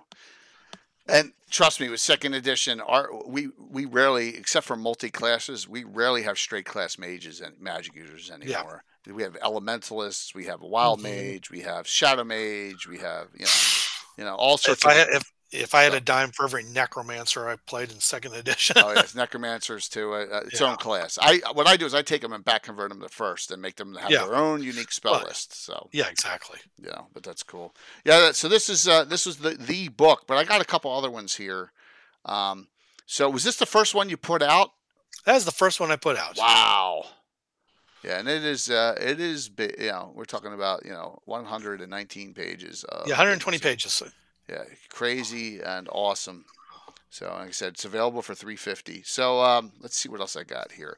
So, this caught my attention. And please, if anyone has questions or please ask. All right, because I know we had some earlier on, but this. Yeah, I'm trying to pay attention to them as well. Yeah, absolutely. This caught my attention because I've always said, I am never running a warlock in my old school game. Sorry, that's 5e only. And then I saw this, and you're like, you created them for the old school game, right? So this, I mean, I played a warlock in 4e, which they were fun, and I thought, man, I don't really, and I probably would even say this in the first witch book, that I don't see the need for a warlock if I've got a witch class. Right. I mean, and you look at the two big games now, Pathfinder 2e and 5th edition D&D, one has a warlock, the other has a witch, but they don't have both. So do you need both in the same game? I would make the arguments that you probably don't. But I was playing some warlocks in 5th edition. Actually, it was the same warlock I was playing in 4th edition, because our 4th edition game fell apart, and we picked it back up for 5th edition. And I thought, well, why don't I give it a try? Because Swords and Wizardry at the time I wrote this was the big, the hot game at the time. Labyrinth Lord I'd had a lot of fun with that. Basic Fantasy, still love, and was doing. But this was the new thing. So I wanted to give it a go, and I wanted to try to see, could I replicate a 5th edition style warlock using just old school rules. I think I did. Has sold well enough that I think that people will like it, that people like it enough to keep doing it. And I've definitely gone back to it and done other packs. And in this one, I think I actually have different packs than what appear in 5th edition rules. We'll ask that question, Patrick, but I don't think Tim ever played. What's your take on Dark Sun? Any witches brewed for that setting? I never played Dark Sun, and because, like I said, I don't know, earlier when second edition was hot, I was 100% Ravenloft. Right. It was Ravenloft. The second, I mean, I literally, when I6 came out, I bought it, threw it at my dungeon master, and said, "You're running me through this, whether you like it or not." And I've, of course, ran it under every edition ever since. And when the campaign setting came out, I bought that as soon as it came out as well. And that's all I did. Yeah, with this AD&D second, you're talking about the witches and warlocks. Just the sex, yeah. Those were kits in the Van Richten's guide, to Van Richten's Monster Hunters Compendium Volume 3, and the section was the Van Richten's Guide to Witches and Hags. So yeah, those are different, and of course those kits you had to start out as a non-spellcasting class. So if you started out as a chaotic fighter, you could pick you could pick a warlock, or excuse me, an evil fighter, you could pick a warlock. Yeah, it's No, more no. of a prestige class almost. Yeah, it was an early take on a prestige class, and it worked fine, but it was a bit different, and it was completely different than the witch kit that we earlier had seen in the Complete Wizard's Handbook, and of course and that was even different than the witch class that we saw in the second edition Glantry book for the known world / Mystara, and different than what we saw with the Rashimi witches in Forgotten Realms. So yeah, I mean they're all very, very different from each other. And what I was trying to do is come up with something that if you had played one of those classes previously and you wanted to keep playing that particular character, I'm going to give you everything you need to do that, but I'm not going to tell you you have to do it this particular way. And that's sort of one of the reasons why I've decided to go ahead and do a warlock and for swords and wizardry. Now, if you look at the spells through this, warlock spells and witch spells are the same thing. You can still use them. In fact, I group them like, druid spells and cleric spells are divine. You've gone to humanoids for here, which I Yeah. like. And you've also said that there's a difference here and that there is antipathy between them, witches and warlocks. Yeah, which is good. So I was actually together. I was trying today to figure out. I was picking my son up from work early this morning, like 4 o'clock, and we were talking. It's like, how could you do somebody who was a witch warlock multi-class? And I'm like, I don't know, because while you could do it, certainly in terms of rules, there's nothing in the rules that say you can't do it. And I'm certainly not going to tell you can't do it. What I have the struggle with, and of course you told me that I've got to get past this because I've got to figure it out, is how do you get past the idea that there's such antipathy between these two classes? A warlock is basically a witch who's betrayed their coven and is taking a shortcut to power as far as they're concerned. It would be like a paladin and some other alignment class, dual classing, and just a paladin assassin. That ain't happening. Yeah, exactly. A paladin and an assassin. Yeah. I mean, of course, though, with the paladin and assassin, they have the alignment. Both classes have the alignment restrictions that you could say prevent that from happening. There's no alignment restrictions here. There's no race restrictions here, and the way I do witches, their prime requisite is charisma, the same as the warlock. So you can still have somebody with a high charisma that would do well in both classes. It's just like, how do you square it with, who this person is? How did they become a witch and then become a warlock? Or how do they be a warlock and a witch at the same time? It's sort of, doesn't work. We've had some bizarre, like in 44 years of play, we've had some bizarrities.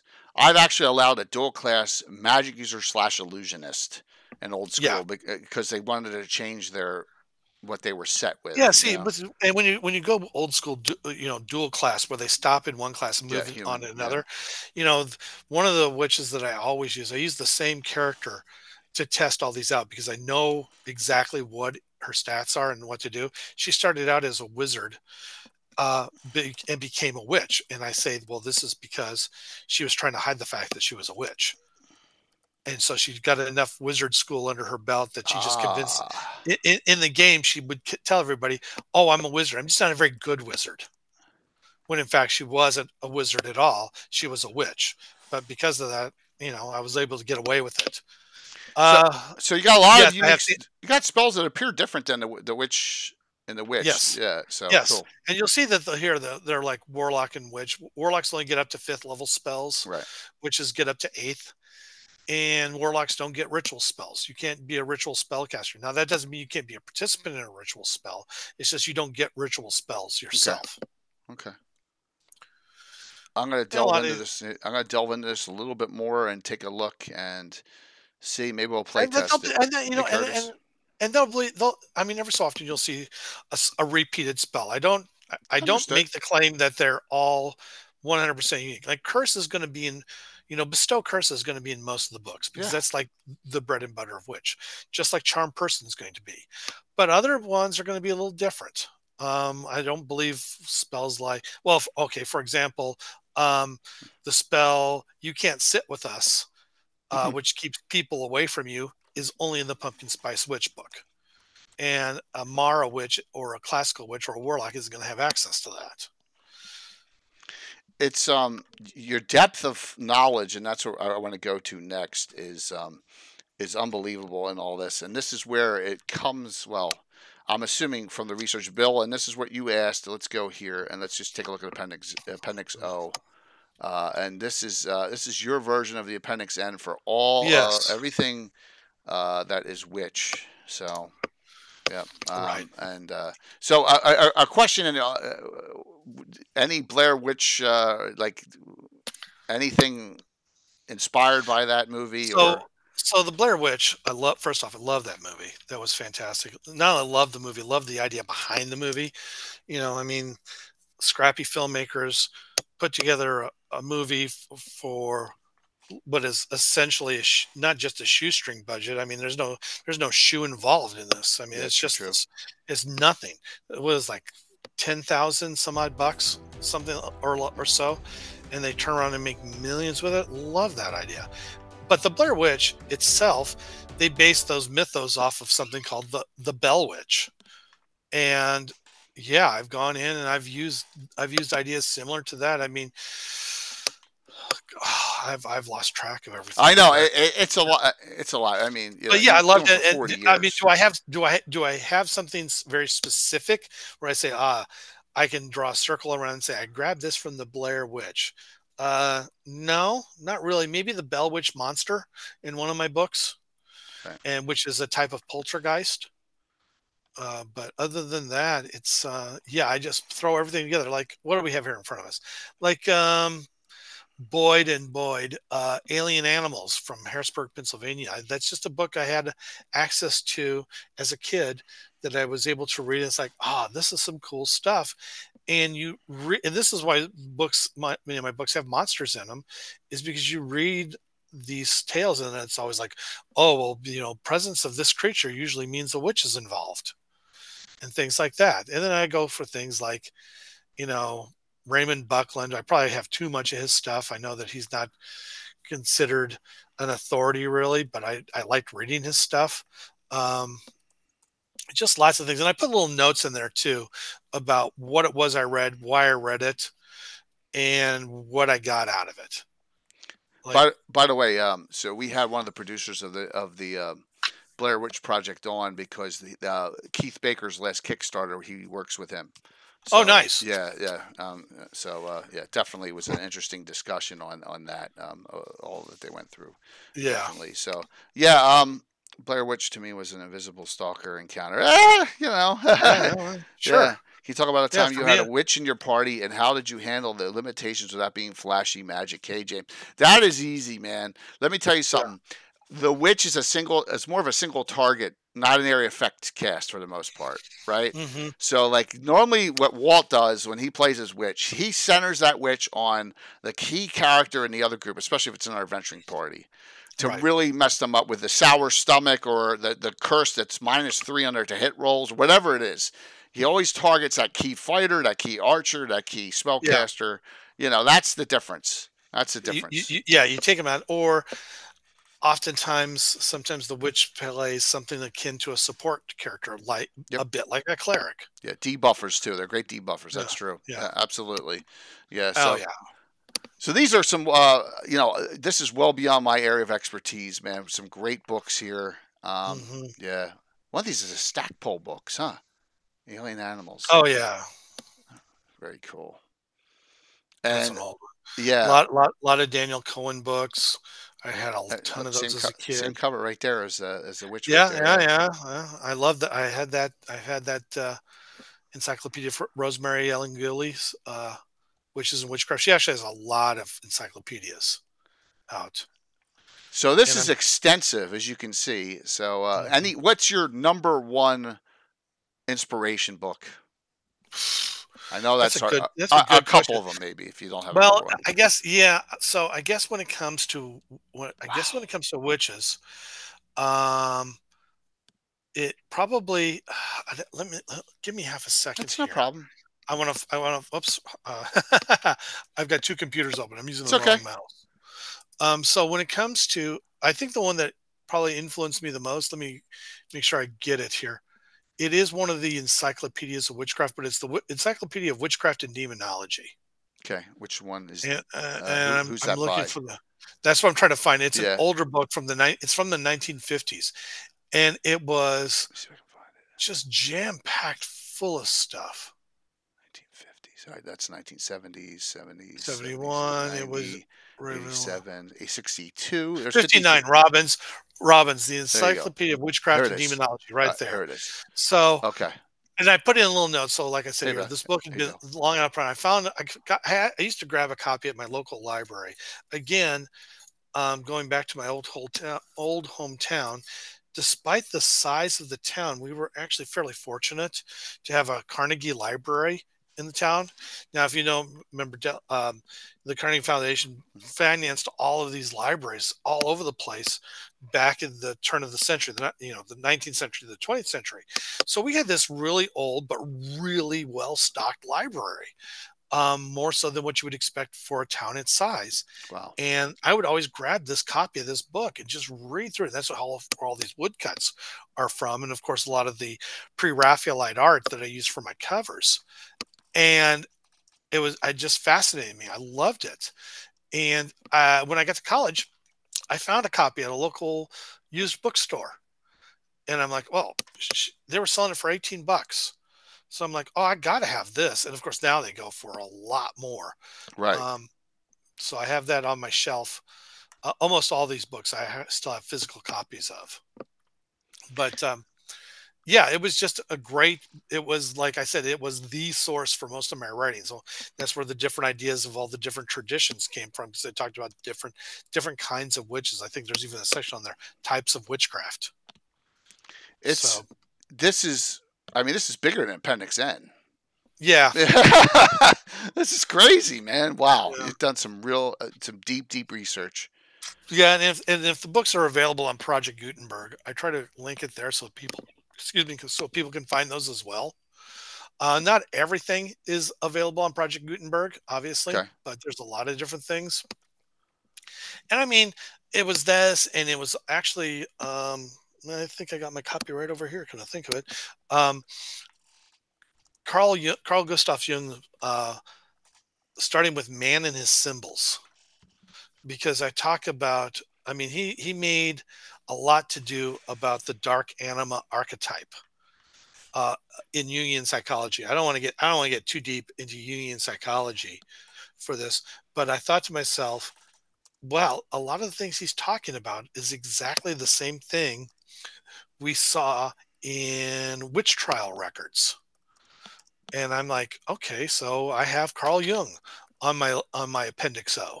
Okay. And I have Madame Engel, A Wrinkle in Time. I mean, were the women in that witches? Yeah, they were all but name, I guess. Yeah. Was Lady Jessica in Dune a witch? Yeah, oh, probably. Absolutely. So, I think they call her a witch, don't they? Oh, of course they do. Yeah. In the first movie. Yeah. So, but yeah, wow, man. That's impressive. Absolutely. So I put all this together, and yeah, and unfortunately, Blogger doesn't let me really do APA style formatting on there, like I had beat into my skull in college. But whatever, it works for me. It does. It absolutely does. So, and if somebody else can read this, I mean, I mentioned, it's like, could you read all of this stuff and recreate exactly what it was I made? No. For the same reason you can be given all the ingredients. You can make bread or you can make beer. It's the same ingredients, just two different processes. So the witch that I use is linked right in. It's pinned in Drive-Thru RPG there. So yeah, and it's only $3.50. It's on sale, and I've had it since it came out. I got it real early. So these are all of Tim's publications that he had to write. Yeah, I need to update it a little bit. Okay. I don't think I have my Monster Mash books in there. Well, I have your Monster Mash, and we're going to go over that. I have it. Yeah. In fact, here, let's do that. Let's do that. Yeah. Let's go over this real quick, and then we'll go over those. Because I was browsing, like, oh, this interests me. Monster classes for basic era games. Yeah. So is this a recent publication? This is fairly recent. I did 2 of these. This came about. We had driven down to South Carolina to go see my wife's family, and we were driving back, and I'm literally driving through Kentucky, and we're like, and I'm coming up with all this stuff. I mean, what else are you going to do on a 13-mile drive? I mean, a 13-hour drive. So I talked about, you get to play these classes like a vampire or an awakened golem or a ghost. And this is all for old school essentials, about, where race is class. And so, your class is vampire. Your class is werewolf. Your class is hag or catfolk or ghost or what have you. And of course, because it's me, I have to throw in a witch. So there's the Gothic witch tradition. Right. Now that one's a bit smaller than all my others, but there's still, all the spells that are in there are 100% compatible with every other book we've talked about. And of course, I have shadow elves, and I think, does this one have profane necromancers in it? Profane necromancer. Let's take a look. So it's a bit like a cleric and a necromancer. Oh, cool. So yeah, there's rat people. There we go. Yeah, profane necromancer. Yeah, occult magic. Yeah, so like I was mentioning, clerics and druids have divine magic. Wizards have arcane. Witches, warlocks, and profane necromancers use occult magic. Yeah, very cool. And I try to do it in old school essential style, so you can open it up and it's everything on one page. And that is remember 4th edition, and it started in the 3rd, where a goblin's an entire page of stats. I'm like, I don't need that. Yeah. I need a one line for a goblin. Yeah. So that's good to keep it. Revenant. So yeah, I have a character who was a player character, and now Marco can't play, who has this priest of Zilchis that everyone hates, who got killed. He got assassinated, killed. They put his head on a pike in the near deep. Now he's showing up, and he's a special, never dying revenant in the game. He comes back. I mean, you've essentially lost everything you knew previously, right? And then you move on. I mean, this is if you want to play the crow. Another cool thing. Mm-hmm. Yeah, absolutely. That is awesome. And there's vampires in there. They go to 9th level. And, shout out to Dean Spencer for all of this great art that he's done. Yeah, it's very nice. And it's all in color. And when you buy the book, did I bring a copy up? I forget. I don't want to run down because, like I said, they're playing D&D downstairs. That's okay. Now. It's okay. I got look at that. Oh, yeah. Oh, yeah. All the art. Yeah, all the art. That is awesome art. Look at that. All the art of the inside's in color. Yeah. Here, I'll pull up that one. Yeah. Too. Wow. Look at that. Like I said, I'm particularly pleased with it. Yeah. To be honest with you. So is this one available? Order through drive-through, or this is drive-through? You can get the PDF. You can get the hardback. There you go. And there's also Monster Mash 2, which deal with lots of Sylvan and fairy type creatures. Okay, cool. So if you go to the lands of the fairy, and like I said, there's spells in there that are compatible with the witch. Now, since it's old school essentials, the spells are capped, I believe, at 5th level. Okay. Yeah, so if you have a Gothic witch, right? And you're playing your Gothic witch in old school essentials that caps at level 14, but you decide, well, I want to keep going. So I grab a Labyrinth Lord book like the witch, and that goes to level 36 with 8th level spells. Well, you can just keep going because because the experience tables are the same, and you can just grab different spells as you see fit. Yeah, you can mix and match all of these as much as you like to get the combination that you feel is best for you. So this one is basically the witch redone in a different rule set. Is that what this? That's right. That's for the spellcraft and swordplay rule set, or what we were calling at the time the Orcs system. Oh, okay, so it was. Yeah. Got it. That's the precursor to what we see in Night Shift. Awesome. So I'm going to say this, that in the future, I'd like to have you and Jason both back on and talk about Elf Fighting. Oh, well, yeah. I'll let Jason know. Absolutely. He probably would have been available now, but I know that he's like scrambling to get 13 parsecs out to everybody. He wasn't at Gamehole? No, he lives in Pittsburgh, and I know that he's had a lot going on. And my wife and I just got back from vacation too, and I still have a bit of a cold. So as much as I wanted to go to Gamehole this year, there's no way I was going to make it. Yeah, that's a tough one for me. All right, so let's look at all these publications now. And by the way, exclamation point drawing, I'm giving away Classic D&D reprint, and we're also doing the Pumpkin Spice Witch in PDF from Timothy there. Yeah, as you'll well. get an email from me eventually. Excellent. I'll send you the email, and you can. I'll forward it right to the winner. That's not a problem. Yeah. All right, so let's go to here we go. All the books here, and Night Shift is one of the most recent ones that's out. Rob Phantom NJ said he got it, and he said it's fantastic. Yeah, I love Night Shift. Everything Jason and I have learned and done and work we've done on RPGs for the last 30 years has gone into Night Shift. No, it just looks cool. It's got a cool feel to it already. I'm like, it feels Buffy-esque just by looking at the cover. It does. Well, you should see what the new cover looks like. I have a proof of second edition, and the new cover, I love it even more than this one. Is Drusilla around in it? You can, yes. My goal here is if there's a media thing if there's something you've watched on TV, supernatural wise, and you want to play it, you can do it in Night Shift. Crowley's mother, what the heck was her name? Oh yeah. No. The redhead. I'm drawing a blank. Yeah, exactly. She's I know. I lost it too. Rowena. That's it. Yeah. Yeah. In real life, she's married to the guy who played God. Oh, is he? I didn't know that. Yeah. Chuck. Yeah. You're married to Chuck. Yep.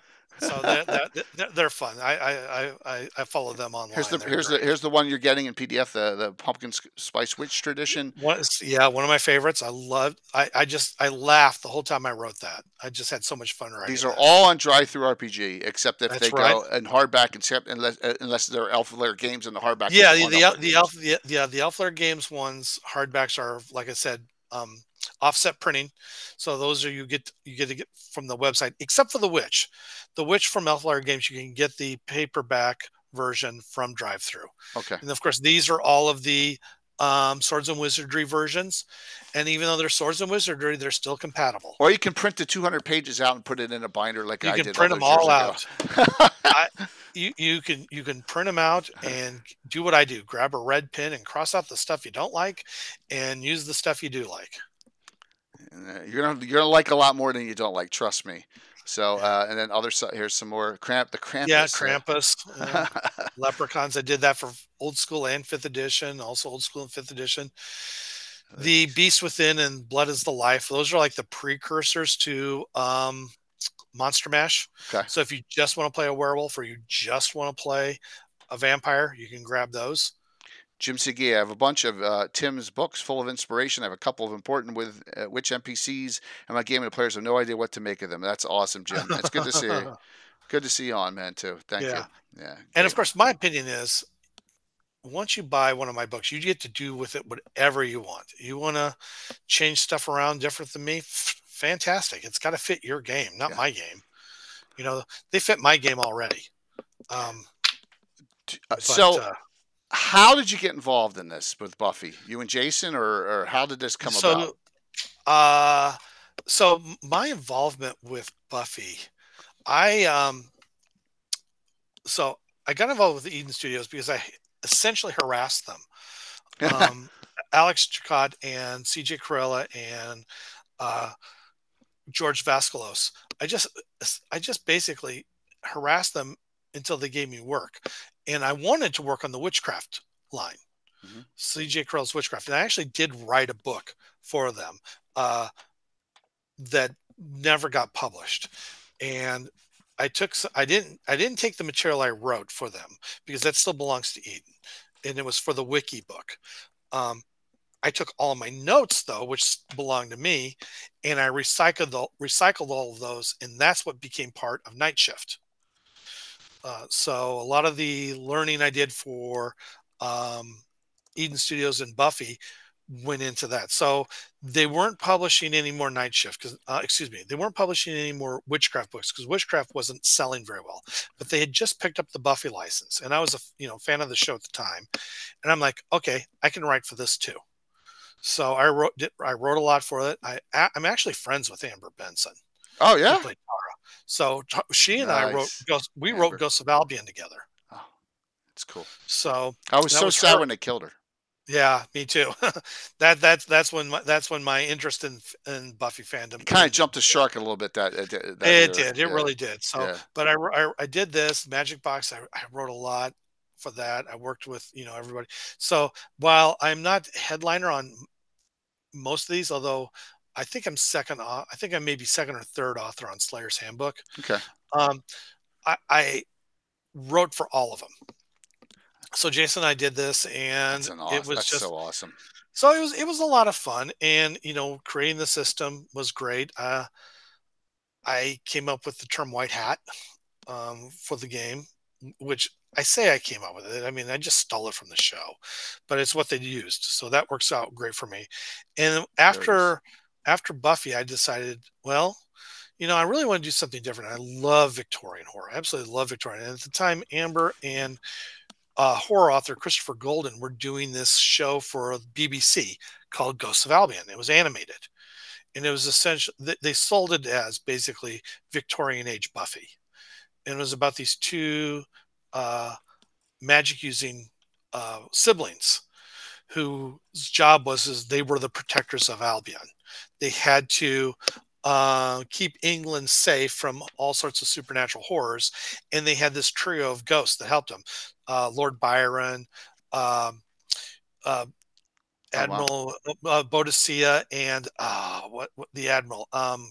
His statue's up in Trafalgar Square. Halsey. No. He's the one they had to put in a cask of rum after he died. They kept. Nelson is Phoenix. Nelson, thank you. Oh, the one-armed Admiral. Nelson. It was Nelson. Yeah. So the ghost of and of course Admiral Nelson in the animation was played by Anthony Daniels, C-3PO. So that was fun. So I've been talking to Chris. I wanted to do some work with him. And he said, yeah, he'd like to do his vampire series, but what he really wants to do is this Ghosts of Albion series. So I'm like, okay, fine. I love Victorian horror. Mask of the Red Death was one of my favorite products ever. So we wrote this, and this was great. I honestly, I say, if I never write it, at the time I wrote this, I said, if I never write anything else, I'll be happy, because the work I put into Ghosts of Albion was above and beyond whatever I could have done. And then of course I went ahead and I wrote The Witch, and then I wrote Night Shift. So I guess I have a little bit more in me still, but they're definitely, a lot of fun to do. And of course there's the Elfler Games books, and these are Strange Brew. Yeah, this is Pathfinder stuff. Oh, okay. Yeah, there's still a couple of books that they're supposed to, Misfit Studios still has some material they're supposed to put out for this. They ran into problems with the line editor, but I mean, nothing at all that's her fault. It's just the way it turned out. But there's still a couple other things. I did a 5e version of Death's Ride, the CM2 module, one of my favorites. I did a little bit of work on this Agents of Gaia from the late Jonathan Thompson. Okay. And I've got some other stuff coming out for his Gaslight. His brother is now picking it all up and publishing. You've kept yourself busy.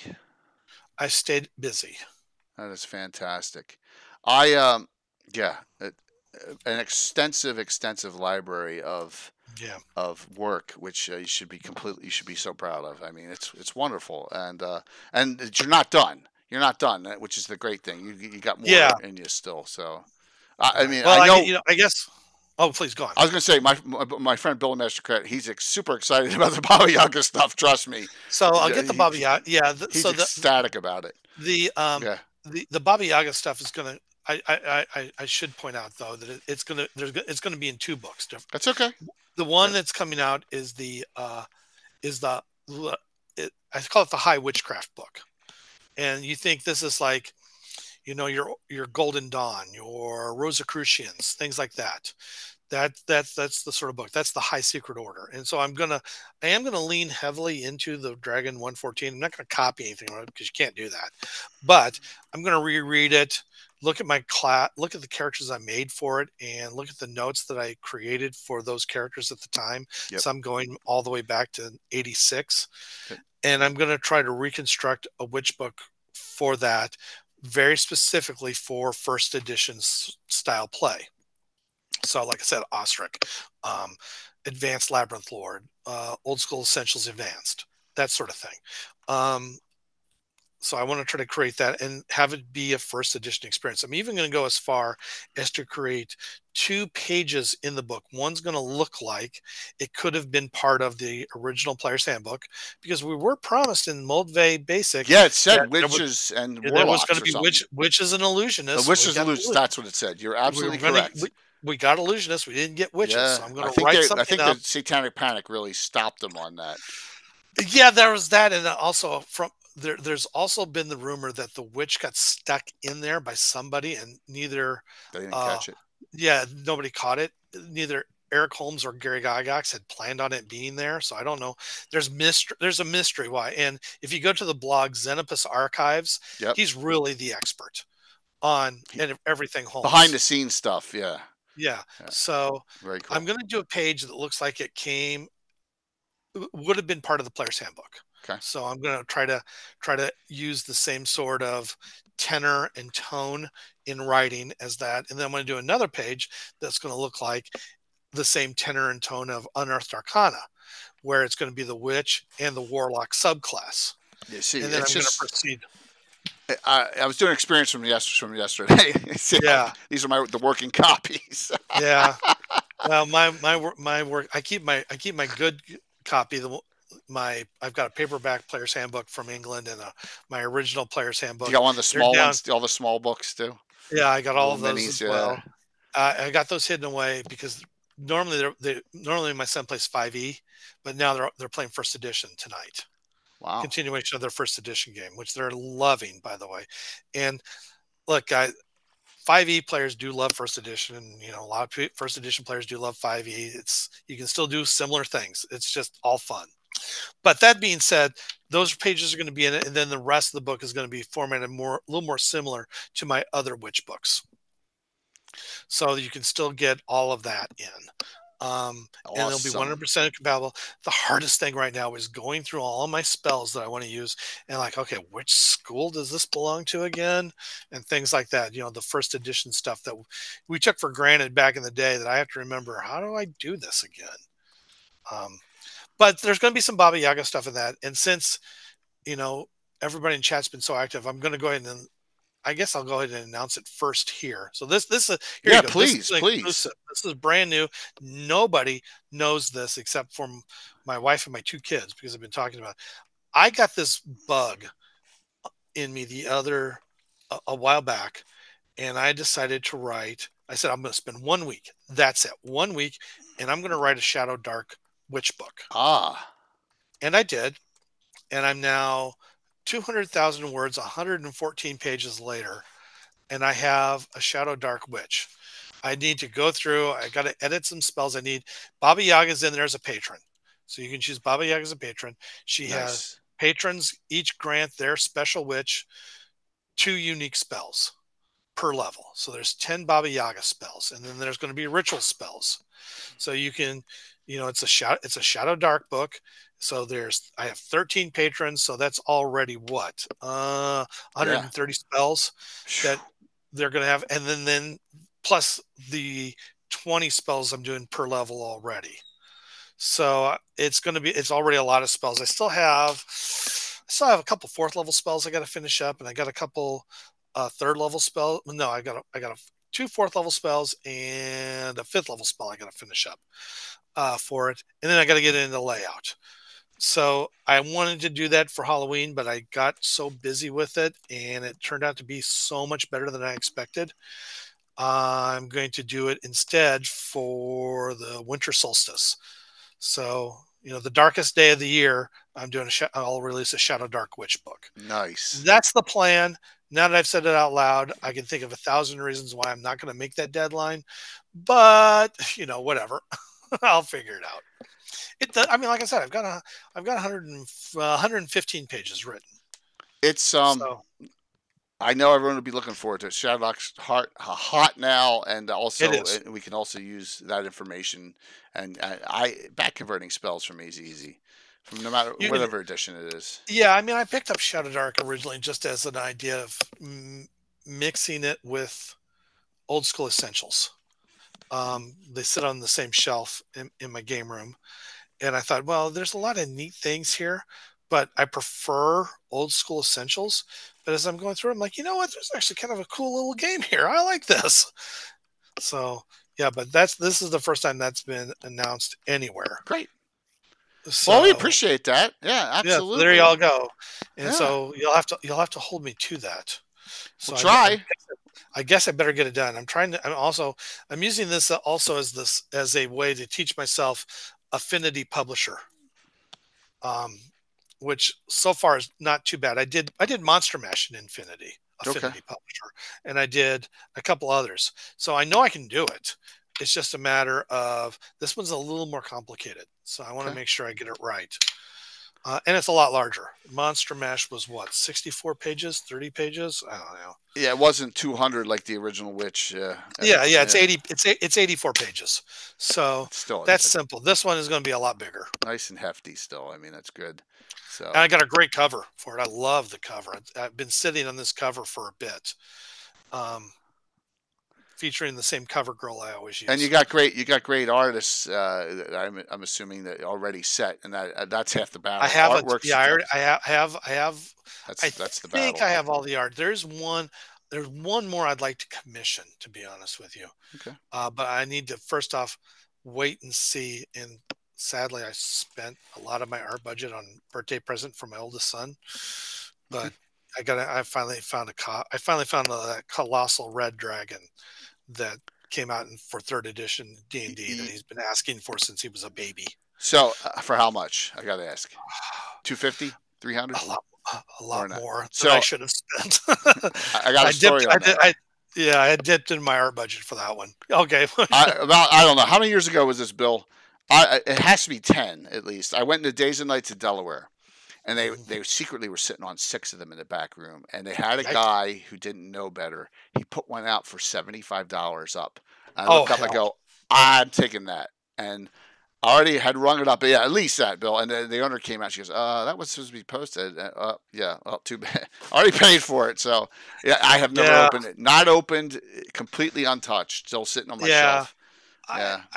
I'm debating whether or not. I mean, I know he wants to use it. I mean, we have the gigantic Tiamat. Is it sealed? Sealed. It was. The new one is the one I picked up is still sealed. Yeah, and it's so hard to do. Yeah, it's coming to me from Canada, but I'm of the frame of mind. He should still have fun with it, and he loves dragons. If you think I'm obsessed with witches, he is the same way with dragons. Yeah. So. Yeah. Collectible minis and boxes make the ghost. Yeah, true. Yes, Dale, that one is so big, though. It's not even to scale, man. It is like it's like 500 hit die compared to the. Yeah, it is so big. I was thinking this dragon has to be unique. It has to be a name. Does Tim still do This Old Dragon on his blog? I've been too busy of late. I do. I just haven't done any in a bit. There you go. That's Michael Zudrak, who lives not far from me and works for Frog God now. So. Oh, nice. Yeah, I still do This Old Dragon. Story behind that. Yeah. I got a bunch of dragon magazines from yard sales, and I found some nearby. This woman was selling her ex-husband's collection. It had been water damaged. I mean, these things have so much mildew on them that every time I review them, the allergies are killing me. But I mean, they're not good for anything. Unfortunately, they're not salvageable. Most of them are not salvageable. But I read them. I talk about what I did, and anybody can review. I mean, some of these dragons are sold, and most of us know what's in them, and anybody can review them. my shtick on this isn't so much what's in the magazine, but what was in the magazine and what was I doing at the time I read this the first time. When this was out, in '82, what was I doing? Well, what was playing on the radio? It was probably Jack and Diane by John Cougar. Listening to for that. me, it was like Jay Giles. It was like I 1981, I had every Jay Giles album. Stroke. Billy Squier. Billy Squier was the man back then. Well, so here's the deal: Jay Giles, Billy Squier, released by Capitol Records. We had a Capitol Records plant in my hometown, and twice a year they would have their delete sale. You could go there, you could buy a cassette for $2, you could buy an album for $1, or you could get, if you could still find them, an 8-track for 50 cents. This was before CDs. So I ended up with the entire Billy Squier catalog and the entire Jay Giles catalog. Classic rock, solid rock, man. So I got all that stuff. Yeah, he's before Bon Jovi. I mean, I think he's better, but that's just me. And Billy Squier is, he's a better guitar player. Just awesome. He's a better person. But as we wind down here, what would you like to say to I mean, we got well over 100 people on. So, oh wow, yeah, cool. Oh yeah, absolutely. I should have been paying a little bit better attention to the chat. Okay. Sorry about that, but that's fine. No, absolutely. So, if you got a question, hit me up. Yeah. My email's on my blog. You'll see it there. I'll try to answer best I can. Most of the stuff I write, again, I try to write each book as if it's the first one it's the first one somebody's picking up. Mm-hmm. So I don't want to say, if you want more information, you should go read this book. So I don't want it to be a hindrance to play. I want you to be able to pick up one book, be able to play that day, that you buy it. Unless you're getting the print on demand, which you can play as soon as you get it in the mail, but always get the PDF with the print on demand. So you can go ahead and do it. And you can, if you want to add stuff from other books, I'll talk about that. Let's say you're playing a Greenwich and you decide, this is great, but I wish I had more, of a pagan feel to it. Okay, buy the pagan book and mash them together. And, the only request I make on some of this stuff is, let me know how it goes. If it didn't work, I'd like to know that. If it worked, great, let me know. And I am one of those weirdos that's like, I do want to hear about your character. If you have a really cool witch character, tell me about it.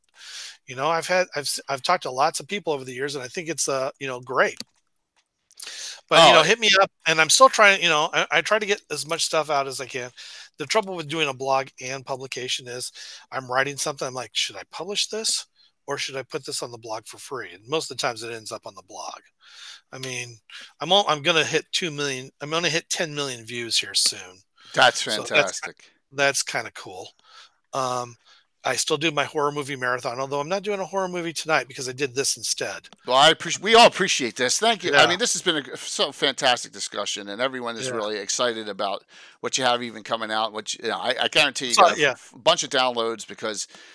I love sharing what I do in my campaign, and that's why I always wanted to have you on because it was so important to me. Like I've had. Cool. I'm thrilled to be here. I have comment moderation turned on my blog because I get an inordinate amount of spam.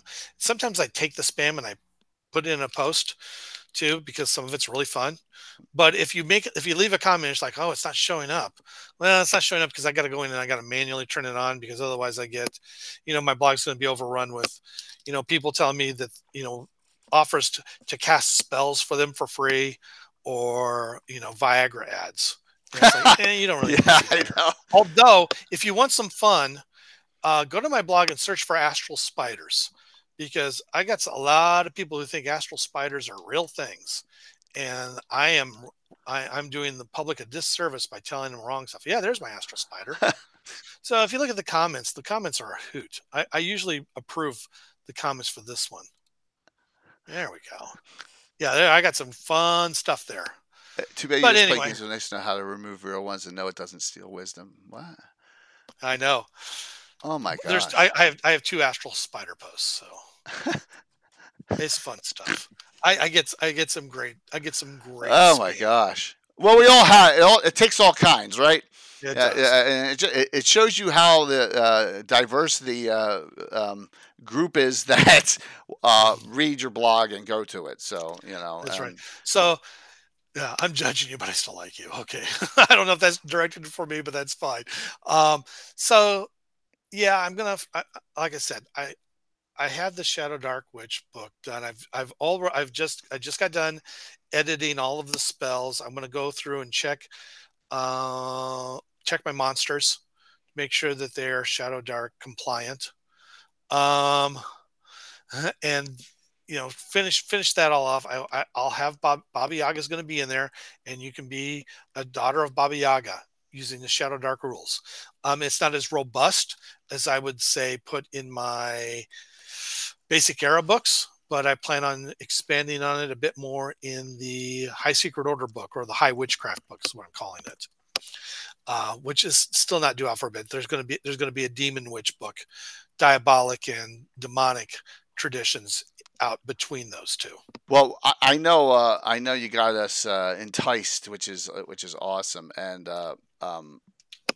so those are your two main. Anything else you're working with Jason on right now, or is we're finishing up 13 parsecs. Okay, yeah, that's right. You said that, it's done. I think books he's going to start shipping out. If he's not shipping out books now, he's going to start shipping them out. So if you were a Kickstarter backer for 13 parsecs, your books will be coming. If you were a Kickstarter backer for it, you should have got your PDFs already. Okay. It's sci-fi with a horror element built in. We've got Bill Coffin contributing to it. He contributed what we call all the different worlds in there are called solar frontiers. So he has his own solar frontier. My solar frontier is largely based on road trips I used to make. So my solar frontier isn't so much this is the far end of this, of the galaxy where nobody is and there's war going on. No, mine's the far end of the galaxy where people don't have enough beer and your truck needs to get them, you need to get beer to them. It is literally Smokey and the Bandit in space. Which is what Traveler should have been. Well, yeah, I mean, I talk about where it came from. I mean, we were one of the first families in my hometown that got Showtime.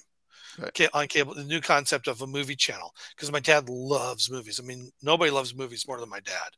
And so we got Showtime, and unfortunately, there wasn't a whole lot on. There was Convoy, there was Smokey and the Bandit, and in theaters, we had Star Wars and Close Encounters. So, seeing all four of those movies over and over and over again at a young age kind of left an impression. So there are places and peoples in my Space Truckers Solar Frontier that are based off of real people and real places. Oh, man. And there, I mean, you can mix it with any of the others. And of course, I've got my Darker Stars, which is, like I said, the horror one. That's going to come out in a PDF. Of course, it's going to be free for the people who backed it, and then it'll be, for sale on drive-through. Awesome. And that's Star Trek meets Cthulhu. And there's nothing wrong with that. I've had a lot of fun with it. And I always thought the original Next Generation Farpoint Station had that feel to it, right? It did, but you can. Actually, and if you go digging around on my blog, I talk about all the best, the top, I think top 10 horror episodes to appear in Star Trek. So we got the Robert Bloch written one. Cat Spa, is that what it is? Yeah. Oh my gosh, that one scared me when I was a kid. When they broke it, and there were just little things. There were little like puppet things. Yeah, exactly. Oh my god, that scared me. Or Wolf in the Fold, which is good. But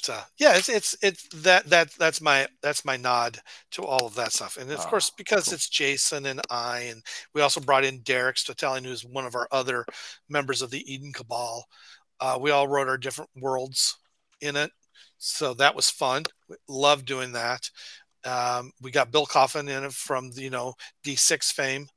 He created his own Solar Frontier as well. So we wanted. Awesome. So it's fun. I love it. I always complain that there hasn't really been a sci-fi game I just really love that I really have enjoyed doing. I loved First Traveler. I still have my little black box Traveler with little black books. Mine's early enough that it didn't come with the book 0. I just have books 1, 2, and 3. That's still. So that's great. But how many times you die in character generation? That's what I loved about it. I can think of at least 3, maybe 4 times. Damn! I died. I got killed. I died. Yeah, well, they were so like that was. I thought it was ahead of its time when it came It out, was. you It know. And certainly then was. I thought, man, Josh Whedon just ripped it right off from Firefly. This Oh, is he did. Traveler, you know. Well, So yeah, yeah, and I mean, I could go on another hour, but you know anything about the guy, you know that he's kind of a jerk in real life. Anyway, and you tell me, oh, he ripped it off, and my first response is, yeah, that sounds about right. yeah. That's just But I anyway, always saw Traveler in Firefly. I was like, yes. this is it. Well, that's true. I watched it. I'm like, oh, I saw this already when it was called Blake Seven. Oh man, what a great show! I loved Blake What a Seven. great show! It's kind of sucked that the main character left after the second season. It was Yeah, good. I pick. It's on YouTube. You can watch most of them on YouTube to this you day. get on. Yeah, I don't know if you've ever checked Tubi. yeah. Tubi, they're Tubi, all on there too. oh, Yeah, Tubi is yeah. this is my shout out to Tubi because I had subscribed to a couple of different horror channels. Nah, you don't need that. You just need Tubi. It's got like 800 horror movies on it, so you can spend all your time watching stuff on Tubi. Yeah, Tubi is nice. Tubi is great. So we got one question here about GREYHAWK and coven Oh, cool. deities. I would say the main one would be the Sul goddess of beholders and all. What the heck's her name that Len Kafka made? That would be one that comes right to mind. Right. Well, is there any resources Beltar, for yep, that's Ouija? it. Yep. Yeah. So yeah, Ouija, the witch goddess. Ouija too, yeah, Yeah. absolutely. Well, of course, you look at that. I mean, it's we ya. It's a No, Ouija it's board. actually So I had Len Kafka on like 40 times. He would just show Oh yeah, up when Len. he wasn't invited. Oh, Oh my god, Len was great. Len and it's Ouija Len and board. I used to yeah, exactly. Ouija, It's Ouija board. yeah. Yeah, Len and I used to share Yeah. actual physical letters with each other. What a great guy! I mean, And I he miss was a little curmudgeon-y, but he ah, was awesome. And he was on the night yeah, before. He was actually on yeah, the show before he passed the next day. Yeah, yeah. because That he had cancer real bad. He would share yeah. some stuff with Anna and me. Anna and I he bestowed his personal collection to Anna and me, and we have it. And there's an archive working on his stuff. So Good. yeah, Yeah. he's just Yeah, yeah, I knew he had quite a lot. So Beltar, yeah, absolutely. Mother of Monsters. Yeah, I mean, the problem with me doing Greyhawk stuff or Forgotten Realms or Mystara stuff is I want to write stuff that's publishable, and I can't put those figures in my books, and I can't say these are the types of covens you would find here. What I can say is, well, there's the goddess Hecate, Hecate, yeah, and which converted she's over like to lawful. Ouija. Yeah, She's like yeah, lawful neutral, and you can do. So here's her coven. And it's like, yeah. and if you happen to scrub the serial numbers off and say she's for Ouija, then fantastic. That's up to you. Or if you here's another one. I mean, yeah, there's lots of stuff I could write, but I can't. What I can do though is I talk about it on my blog. I So just have to tread a careful line. absolutely. In my campaign, Ouija would be the number one because I have the specialty priestess of Ouija. We have a bunch of them in player characters. It would fit in real well with the different aspects of Ouija. It just would work in my campaign. So, Yeah, and yeah, she would have witches. In fact, yeah. actually, here's a good example of what to do. Go to the article's called Down to Earth Divinity by Ed Greenwood, and it was probably from 85 or so. Anyway, it was pre-Forgotten Realms, and he's talking about how he created gods for the Forgotten Realms, and how most of the gods he has there actually have some sort of real world counterpart. Or he just calls them Finnish deities and the Celtic deities he has in there. A lot of Yeah, them. he has them in there exactly. Ilmater Right. and Oh, exactly. Ryliki, and they're all there. Oh, I love Loviatar is in Yeah. there. So, I mean, but he talks too. about how he imports them over, and he even mentions different. He even talks about some of the different gods and goddesses who have witches follow them, and he means the witch as it appeared in Dragon 45 at the time.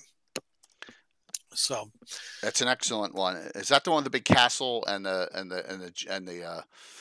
dragon? I remember that was was that 40. I get them all confused at this point. So here's another thing. I've shown pictures of this online before. The box of dragons that I scored from various yard sales. Mm-hmm. One of the boxes I have has none of the covers. So they must have mounted. They must have ripped off the covers and did something else with them, and it's just somebody had taken a magic marker, or actually it looks like a highlighter, and has written the volume number on it. So it's like hashtag 48 or pound sign 48, 55, and whatever. And it was going back. So a lot of my talking about things are missing from my This Old Dragon. And if it's missing from the physical copy, even though I have the Dragon Magazine CD-ROM, I'm not going to talk about it because that's sort of the rules I set up for myself. But I don't remember what the cover is for that particular one. But yeah, it is a fantastic issue, and it's a good way of showing how can I use X or Y god or goddess from this campaign or from the real world and use them with mine. And I even have a post on there, Gods and Goddesses of the Witches. If you search for that on my blog, okay, I talk about various ones and how witches might work for them. So, like how does a witch? Go ahead. Oh, I was going to say, so like how would a witch of Isis be as opposed to say a witch of Hel, of the Norse mythos? Yeah. Some different things. Leviathan. Leviathan is the main baddie because I had my campaign from GREYHAWK in 1980. I didn't have GREYHAWK deities yet. There were no GREYHAWK deities in the glossography. I had the deities in Demigods book.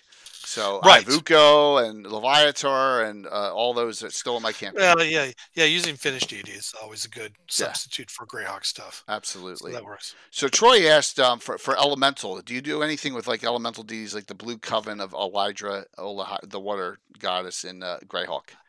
So going back even further, there was something I did called the Complete Netbook of Witches for 2nd edition, and I did it under my pseudonym because I was in grad school at the time, and for some reason I had this in my head that I couldn't use my real name on my game stuff because I didn't want to interfere with my academic work. Makes sense. And of course, since then I'm like, who cares? My game stuff is actually giving me more satisfaction than my academic work. But I did do elemental witches, and they were called the Tempestari. Okay. Now that book is very different than what I have been doing since 2012. Is that one of the net books? It's just available. That was one of the net books. Yeah. Actually, you can if you go to my blog, that's on the downloads page. Okay. And it's old. I make no. There you go, Troy. I threw it up as is. So the Tempestari. Yeah, there it is, right there at the very top. AD, Witches and Warlocks. There you go. And then it's These PDF. It's nothing fancy. Well, it was fancy for the time, but that was released in '99. So really, at the very end of the height of the Great Net Spellbook era. I know, I love that. I shamelessly copied some spells from that, although I did say where I got them from at least. And then I rewrote everything for the 2012 book. Well, that's how I got this crazy dominatrix class from all those really nutty spells in there. But I'll tell you this: about a year ago, there's this. You probably remember through them. There was this spellcaster named Alpha running through all these, and it turns out he's a publisher. And Anna knew him, and I had him on the show. I was like, oh my god, I had like 50 of your spells in my campaign because elementals. You had elementals. I couldn't fill out the lists, and it was just like I met the guy in person. I was like, oh my god, a legend from the Great Net Spellbook era. I know. Well, nobody used their real name back then because we were all afraid we were going to get sued by TSR. Well, they were really happy back then for doing stuff like that. They were. So I know we've run a little long here. Any other things you'd like to shout or announce, man? Thank you. This has been so wonderful the discussion. I've had a blast doing this. This is great. I love this. I wish I'd remembered. I was out actually doing yard work all day today, so I would have posted something on my blog that I was doing. We've had a great audience tonight. We've had a healthy audience of amount asking questions and a lot of So it's been a fantastic discussion, and it's just a starting point. I'm always available to do stuff if you want to, in reverse. My campaign's in its 44th consecutive year, so for GREYHAWK, and I'm blessed to where things are, and I think you may feel the same way. It's a beloved hobby. It is. My campaign actually, we're actually coming up on the anniversary that my old high school DM died last year. Oh, and my junior high DM hasn't been. He had some other things, so I bought his entire collection for my kids. So I haven't. Nice. Yeah. So I haven't kept track with all the people I've gamed with over the years. But I guess I did something better, and I just had kids and been gaming with them. That's And like I awesome said, too. and like I I said, do it with my son. my oldest is downstairs running his game right now and having a blast. So How that's old is good. he? He is going to be 25 in Okay. 1 week, Awesome. and he's saving up to buy a house. He's a professional chef. He's a pastry chef, Beautiful. which is also why I have to take a lot of diabetes medication because he's so good. But yeah, he's fantastic, and my youngest is in college. Okay. Yeah, So, I'm way behind you on that. I got a 14-year-old that just was a freshman in high school. oh, We had one nice. real late, and he loves playing. Yeah, and he's going to inherit a huge collection one day. So I love how excited kids these days are about the game. I don't care what edition they're playing. exactly. As long as they're having fun and they get excited. I mean, my kids would come to me and tell me about the characters that they've created or the things that they've done. And like I said, they're downstairs in my game room right now. We will sit up here and we will hear yelling and we will hear shouting and all sorts of things. And I know they're having a blast. And like I said, uh, tonight they're splitting it up. Fifth edition for the first half, first edition for the second half. Yeah, that's So fantastic. they're having a great time. I always say, don't. It doesn't matter if you play Theater of the Mind, VTT, or I do with miniatures and Right. terrain. It doesn't matter, and it doesn't matter what edition you play or what style. It's just as long as you play, and that's all. That's the Yeah, important and they're thing. having fun. And of course, my kids are spoiled. They have access to all sorts of things Yeah, here. So yeah. that I got my collection down there, and of course my oldest son and I have a shared 3E collection and a shared 4E collection, and of course his fifth edition collection is much larger than mine because that's been his game of choice. Right. And Understood. that works great for him. And I've been teaching myself. I've been learning Spanish, so I have Spanish language fifth edition rules, Oh wow, neat. which has been really fun to go through and That's be cool. absolutely confused about what's going on. Well, it's been a real pleasure. Let's why Yeah, don't we do the giveaways here? Quick shout outs from me. So Anna's away. We don't know what the topic is. Gary is hoping to have the download from Wednesday night for the top GREYHAWK campaign moments that we discussed on Wednesday night show. The download for that available on Wednesday night. great. So we have a Legends of Lore on Wednesday. Thursday night's a special night because only one of my guys is going to be here. Everyone else is on vacation or has commitments. So I got Darling, Coco, Curtis, and Korg so far in, and it's going to be a continuation of the Hateful Wars group. Nice. So yeah, we're gonna have some fun with that on Thursday. Alan will be the only one from my group, and we may have a couple other of those from that group jump in. So and then adventure number one, that is the 1075th. For some reason, when I was a kid, Tim, I started logging in 1980 the campaign adventures. This is the 1075th.